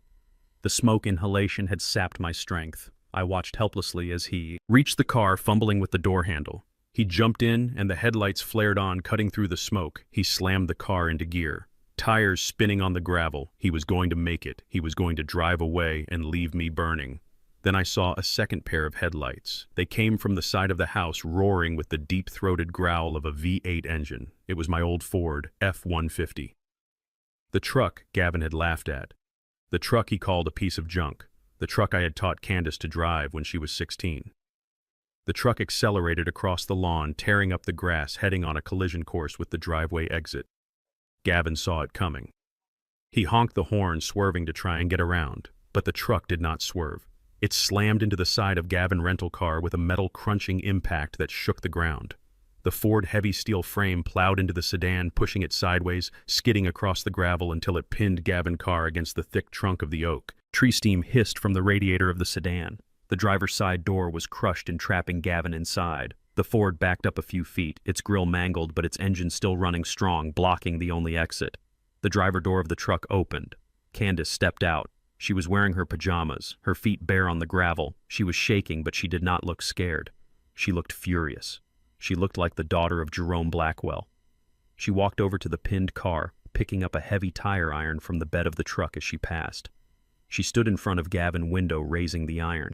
Gavin was screaming inside the car, banging on the glass, his face bloody from the airbag deployment. Candace smashed the window with one swing, shattering the glass. "You are not going anywhere!" she screamed, her voice rising above the roar of the fire. "You are not leaving this driveway until you pay for what you did." I watched from the grass, clutching the metal box to my chest, tears cutting tracks through the soot on my face. My barn was burning. My body was broken, but my daughter had finally found her strength. She had used the tool I gave her to stop the man who tried to break us. The sirens were coming now, real sirens, loud and urgent, but I did not need them to save me anymore.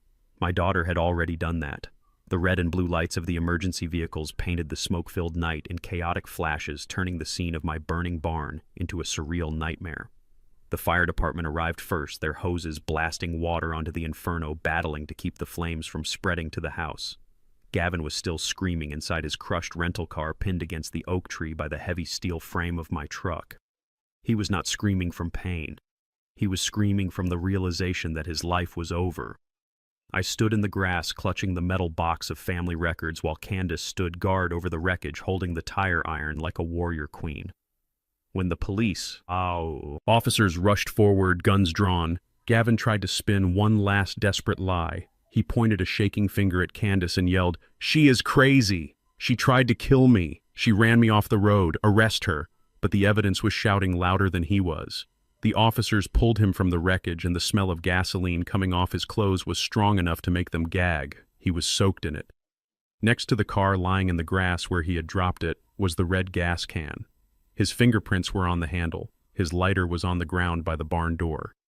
This was not a misunderstanding. This was arson. This was attempted murder. This was a violation of his bail conditions so flagrant that no judge in the state would let him walk free again. I watched as they cuffed him, dragging him away from the fire. He looked at me, his eyes wild and pleading, seeking mercy from the man he had tried to burn alive. "Pop, tell them. Tell them. I was just trying to keep warm." He babbled, his mind snapping under the pressure. I walked up to him, the soot masking the burns on my arms. I leaned in close so only he could hear. "You are going to be warm where you are going, son," I said, my voice raspy from the smoke. "Hell is hot." They shoved him into the back of the patrol car, slamming the door on his screams. This time there would be no bail. This time there would be no loopholes. Gavin Miller was going to die in a cage. Candace dropped the tire iron and collapsed into my arms, sobbing against my chest. We stood there watching the firefighters drown the last of the flames, turning my history into wet black charcoal. The barn was gone, but we were still standing. The cancer had been cut out, and now the healing could begin. Later that night, I sat on the edge of a hospital bed while a nurse applied cooling gel to the second-degree burns on my arms and neck. The pain was a sharp, constant stinging, but it kept me focused. Candace sat in the chair next to me, holding a cup of bad hospital coffee. Her hands still trembling, she looked small and frightened, the adrenaline of the night fading to reveal the terrifying reality of our situation. "Daddy," she whispered, staring into her cup. "What are we going to do? The barn is gone. The house is a crime scene. Gavin left me with thousands of dollars in debt, and the lawyers said the trust locks up the land so we cannot sell it. We are broke, Daddy. How are we going to pay for this hospital visit? How are we going to pay the mortgage?" I looked at my daughter, seeing the fear that had been driving her for years, the fear that Gavin had exploited to control her. She thought we were destitute. She thought we were just a retired warehouse manager and a nurse scraping by. I waved the nurse away, asking for a moment of privacy. When the door clicked shut, I reached out and took Candace's hand. "We are not broke, baby girl," I said, my voice steady. She looked at me with pity. "Daddy, I know you have a pension, I know you have savings, but Gavin debts are huge, and the legal fees?" I squeezed her hand, silencing her. "Candace, listen to me, I lied to you." She froze, looking hurt. "You lied?" "I lied to everyone," I said. "For 40 years I told you and your mother that I was a warehouse manager, and that was true. But 20 years ago, the owner of the logistics company, Mr. Henderson, wanted to retire. He liked me. He trusted me. He knew I ran that floor better than anyone, so he offered me a deal. A buy-in." Candace frowned. "I do not understand. I bought into the company, Candace. I put every extra dime I made into buying shares when the company was small. We expanded. We went regional, then national. When the company was acquired by a global conglomerate 5 years ago, my shares converted. I did not just retire. Candace, I cashed out." I watched the comprehension slowly dawn on her face. "I am not just a pensioner," I said. "I am a silent partner in one of the largest logistics firms in the Southeast." I leaned forward, lowering my voice. "I do not have a few $1,000s in savings. Candace, my liquid assets portfolio is worth just over $10 million. The cup slipped from her hands, spilling coffee on the floor. She did not even notice. "10 million, she whispered. "I kept it quiet because I wanted a simple life," I explained. "I wanted to know who loved me for me and not for my wallet. I saw what money did to people. I saw what the lack of it did to Gavin. But I never intended for you to suffer." I reached into my pocket and pulled out the phone I had retrieved from the truck. I opened my banking app and handed it to her. "Look." She looked at the screen. Her eyes went wide, scanning the numbers, the zeros that seemed to go on forever. "We are not broke," I repeated. "We are free. I can pay off Gavin debts with a signature. I can buy you a new house tomorrow. I can build 10 new barns if I want to." The land in the trust was never about money. It was about heritage. The money. Candace. The real money is right here. She looked up at me, tears streaming down her face. "You let me work double shifts. You let me worry. I am sorry," I said, and I meant it. I thought I was teaching you value. But I see now I was just letting you struggle. I will never let you struggle again, baby girl. You are the heir to all of this. Not Gavin, not Maxine. Candace dropped her head onto the bed, weeping softly. But these were not tears of fear anymore. They were tears of relief. The weight of the world had just been lifted off her shoulders. We sat there in the sterile light of the hospital room, 2 survivors who had just discovered that we won the lottery. 3 days later, I was back home sitting on the porch staring at the charred remains of the barn. The air still smelled of smoke, but the birds were singing, unaware of the violence that had happened here. The mailman drove up and handed me a single envelope. It was from the county jail. I recognized the handwriting immediately. It was neat, cursive loops, the same handwriting that had been in the ledger, noting payments to Marcus King. It was from Maxine. I sat there holding the envelope, feeling the weight of 40 years of lies. I opened it carefully, extracting the single sheet of lined yellow paper. "My dearest Jerome," it began. I almost laughed. The audacity. "I am writing this from my cell. It is cold here, and the food is terrible. I miss my home. I miss you, Jerome. I know you are angry, and you have every right to be, but please understand, I was manipulated. Gavin twisted my mind. He made me think we were in danger. He made me do those things. I never wanted to hurt you. I only wanted to secure our retirement. I read on my eyes, narrowing. I know about the fire. I saw it on the news. I am so glad you are safe. Whatever Gavin did, I had no part in it. Please, Jerome, I need bail." The judge set it at $100,000. "I know you can find the money. You always find a way. Please get me out of here and we can talk. We can fix this. I am your wife. I love you, Maxine." She did not know. She still thought I was the poor warehouse manager scraping together pennies. She thought she could charm me, manipulate me, use my sense of duty to get her out. I stood up and walked into the house to the kitchen. I placed the letter in the sink. I took my phone and started recording a video. I focused the camera on the letter, zooming in on the words, "I love you." Then I took a match, the same kind of match I used to light my pipe on Sundays, and I struck it. I held the flame to the corner of the yellow paper. The fire caught quickly, curling the edges, turning her lies into black ash. I watched the words burn. I watched her pleas for money disappear into smoke. I watched the last connection to my wife disintegrate. When the letter was nothing but dust, I turned the camera on myself. "Hello, Maxine," I said to the lens, my voice cold and final. "I got your letter.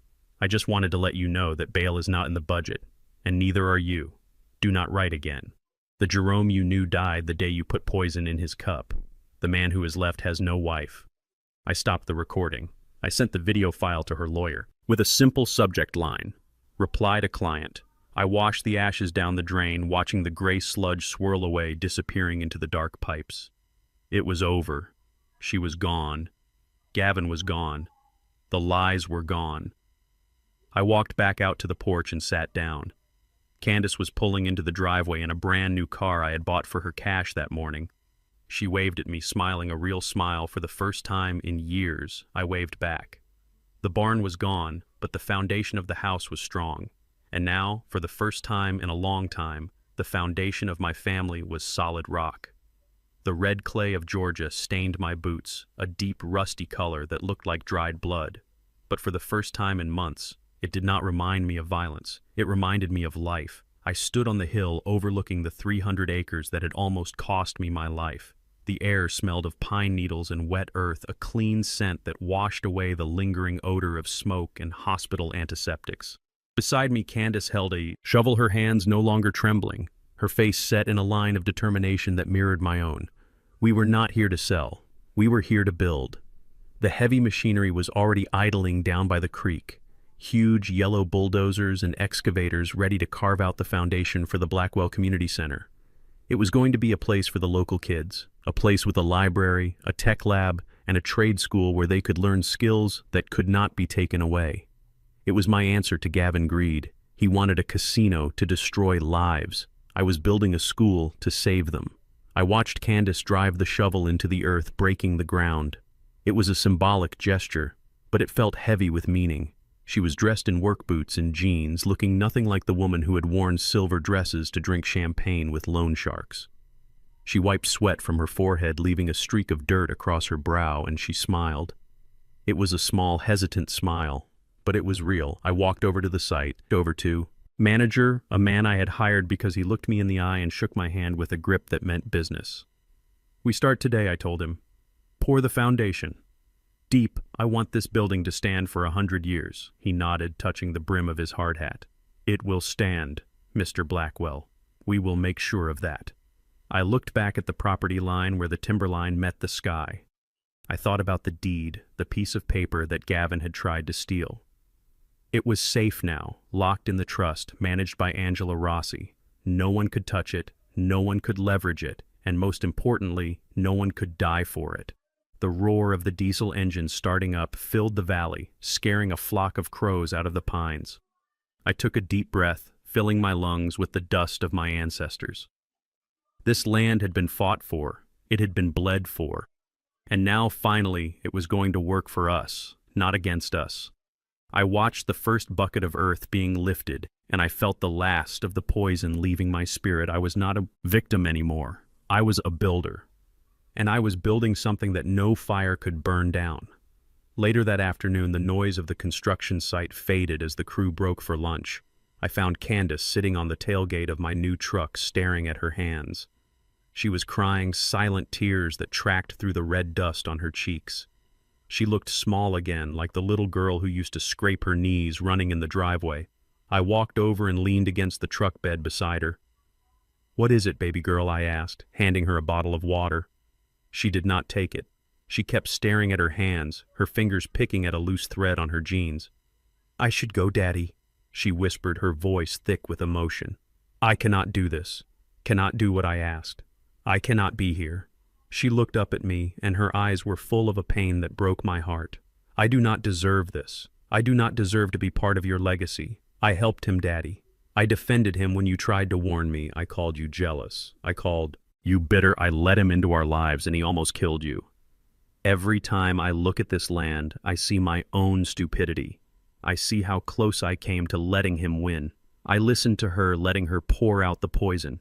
The guilt was eating her alive, telling her she was unworthy, telling her she was just like her mother. I deserve to be cut off, she continued sobbing. Now, I deserve to be left with nothing, just like Mom. You should send me away. You should find someone else to run this center, someone who did not betray you. I took her chin in my hand, forcing her to look at me. The sun was high and bright, exposing every flaw and every truth. Listen to me, Candace. I said, my voice low and firm. You are not your mother, and you are not your husband.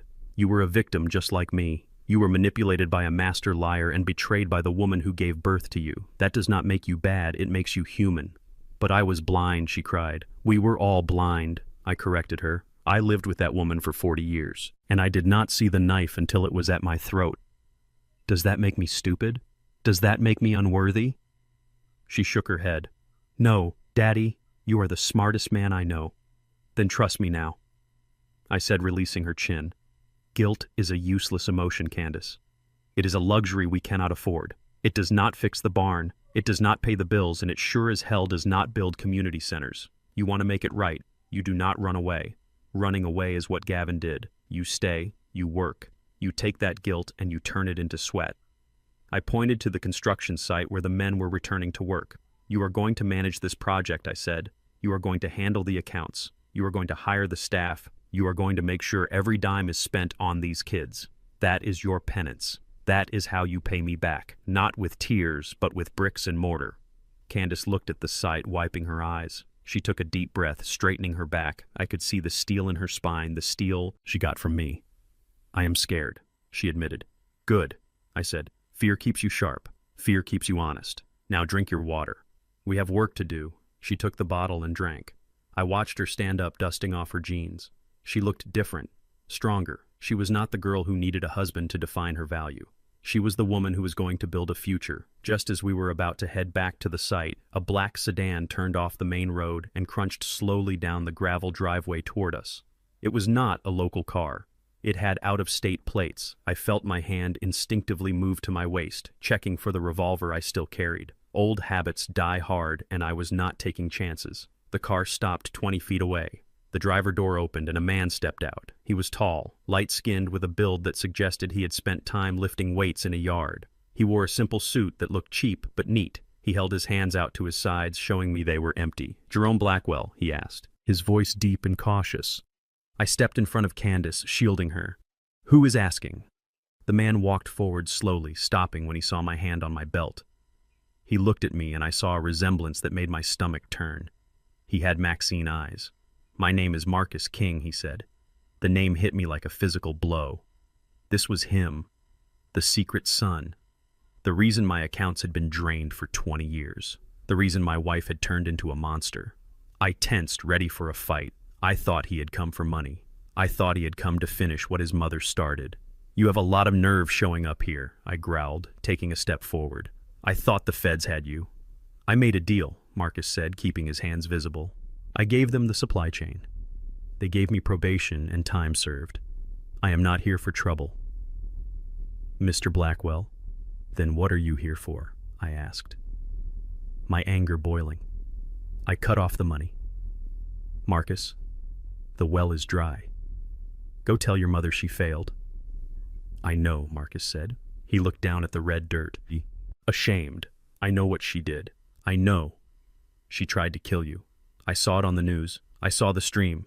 He reached into his jacket pocket. I drew my gun, leveling it at his chest. Slowly I warned. He moved with agonizing slowness, pulling out a thick white envelope. He did not hold it like a weapon. He held it like an offering. He walked forward and placed it on the hood of my truck, then backed away. I did not know where the money was coming from, he said, his voice cracking.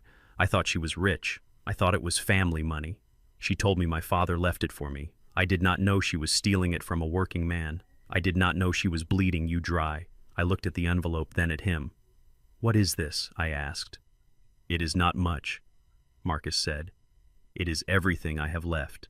It is $50,000. It is what she sent me the last 2 years. I did not spend it all. I was saving it for a house, but I cannot keep it. Not now. Not knowing it almost cost you your life." He looked at Candace, then back at me. "I'm sorry," he said. "I never wanted to be the reason a family died. I just wanted to know my mother, but I guess I never really knew her at all." I lowered the gun. The rage in my chest cooled, replaced by a strange, heavy sadness. This man was a victim too. He was just another pawn in Maxine's game. "You do not have to do this," I said, looking at the money. "Yes, I do," Marcus replied, buttoning his jacket. "It is the only way I can sleep. Take it, build something with it, do some good." He turned and walked back to his car. He did not look back. He got in and drove away, dust billowing behind him, leaving me standing there with $50,000 of my own stolen money, returned by a stranger who had more honor than my own wife. I picked up the envelope. It felt heavy. I looked at Candace. She was staring at the retreating car, her mouth open. "He gave it back," she whispered. I nodded, tucking the envelope into my pocket. "He gave it back," I said, looking at the construction site. It was a strange world, a world where your son-in-law tries to kill you and a stranger tries to make you whole. But as I watched the dust settle, I knew one thing for sure. The cycle was broken. The lies were over and the rebuilding had truly begun. 2 years have passed since the fire. 2 years since the sirens faded into the night, leaving behind the charred skeleton of my barn and the ruins of the family I thought I had. Time has a way of smoothing over the rough edges of memory like a river stone polished by the current. But it does not erase the scars, it just teaches you how to live with them. The Georgia sun is hot today, baking the red clay dust that coats my truck. But here on the porch of the new house I built, the shade is cool and the iced tea is sweet. It is a different kind of sweet than the one Maxine used to make. This one. I made myself sugar, lemon, and water, no poison, no lies, just the simple, honest taste of survival. I look out over the valley, and I do not see empty timberland anymore. I see the Blackwell community center bustling with life. The building is magnificent steel and glass rising out of the earth like a testament to stubbornness. The parking lot is full of cars, beaten-up sedans, and work trucks belonging to parents who are inside watching their children learn how to code, how to weld, how to build a life that does not depend on handouts. I hear the faint sound of a basketball bouncing on the new outdoor courts, and the laughter of children who will never know my name, but will walk on the ground. I fought to keep for them. It is a good view. It is the view of a victory that cost me everything and gave me back more than I lost. But even in paradise, you cannot forget where the devils are kept, 300 miles away in a gray concrete box surrounded by razor wire. Gavin Miller is waking up to another day of hell. I get updates from Kofi every few months, unofficial reports from the guards who know guards.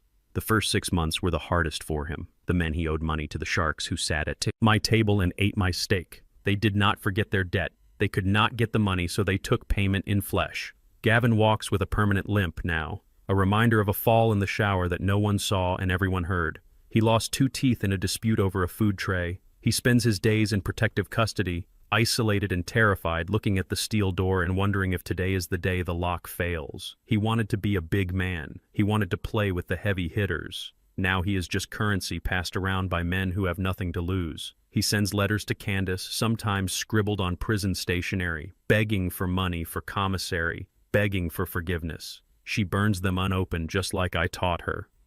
And Maxine, my dear sweet Maxine, who sat in the pew every Sunday and plotted my murder by Tuesday. She is not in prison, not exactly.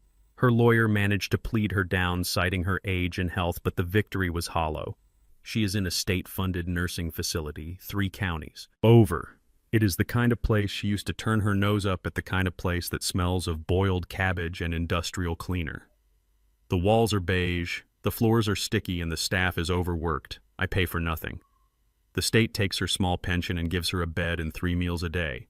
She has a window, but it looks out onto a brick wall. She spends her days sitting in a wheelchair. She does not really need telling anyone who will listen that she is wealthy, that her husband is coming to get her, that there was a terrible mistake. The nurses just nod and give her a sedative. She is alone, trapped in the prison of her own mind, surrounded by the mediocrity she despised.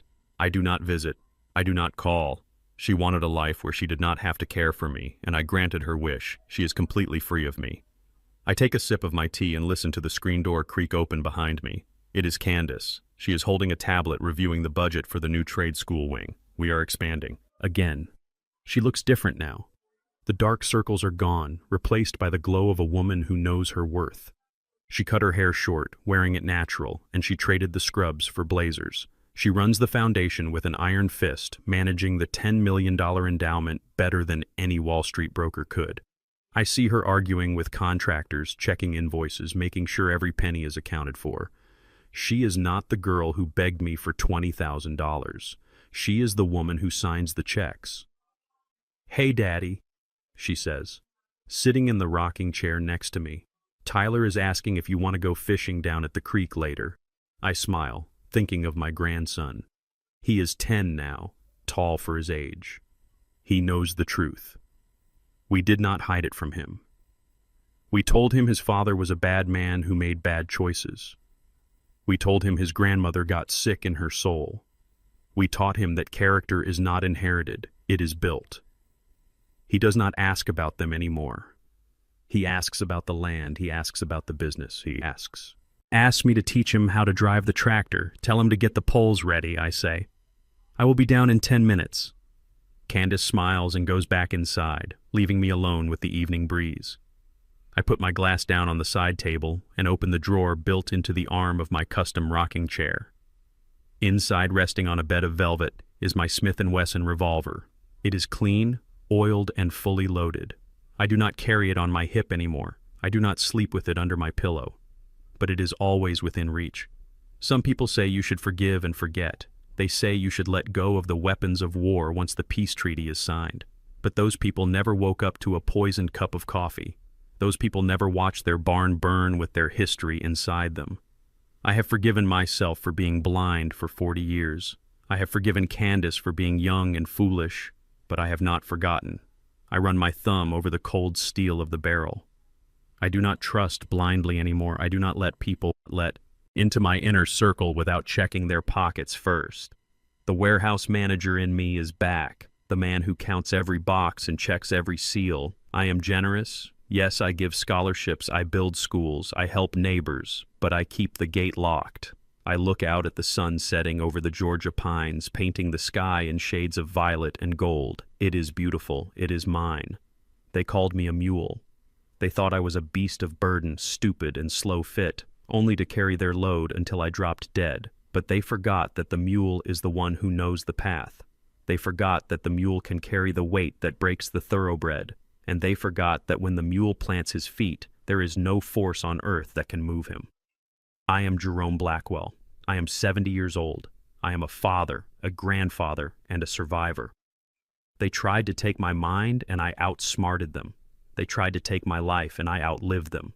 They tried to burn my legacy, and I built a monument on the ashes. I closed the drawer, hiding the gun, but knowing it is there, waiting just in case the wolves ever come back, but they won't come back because the wolves know, now that this sheepdog has teeth.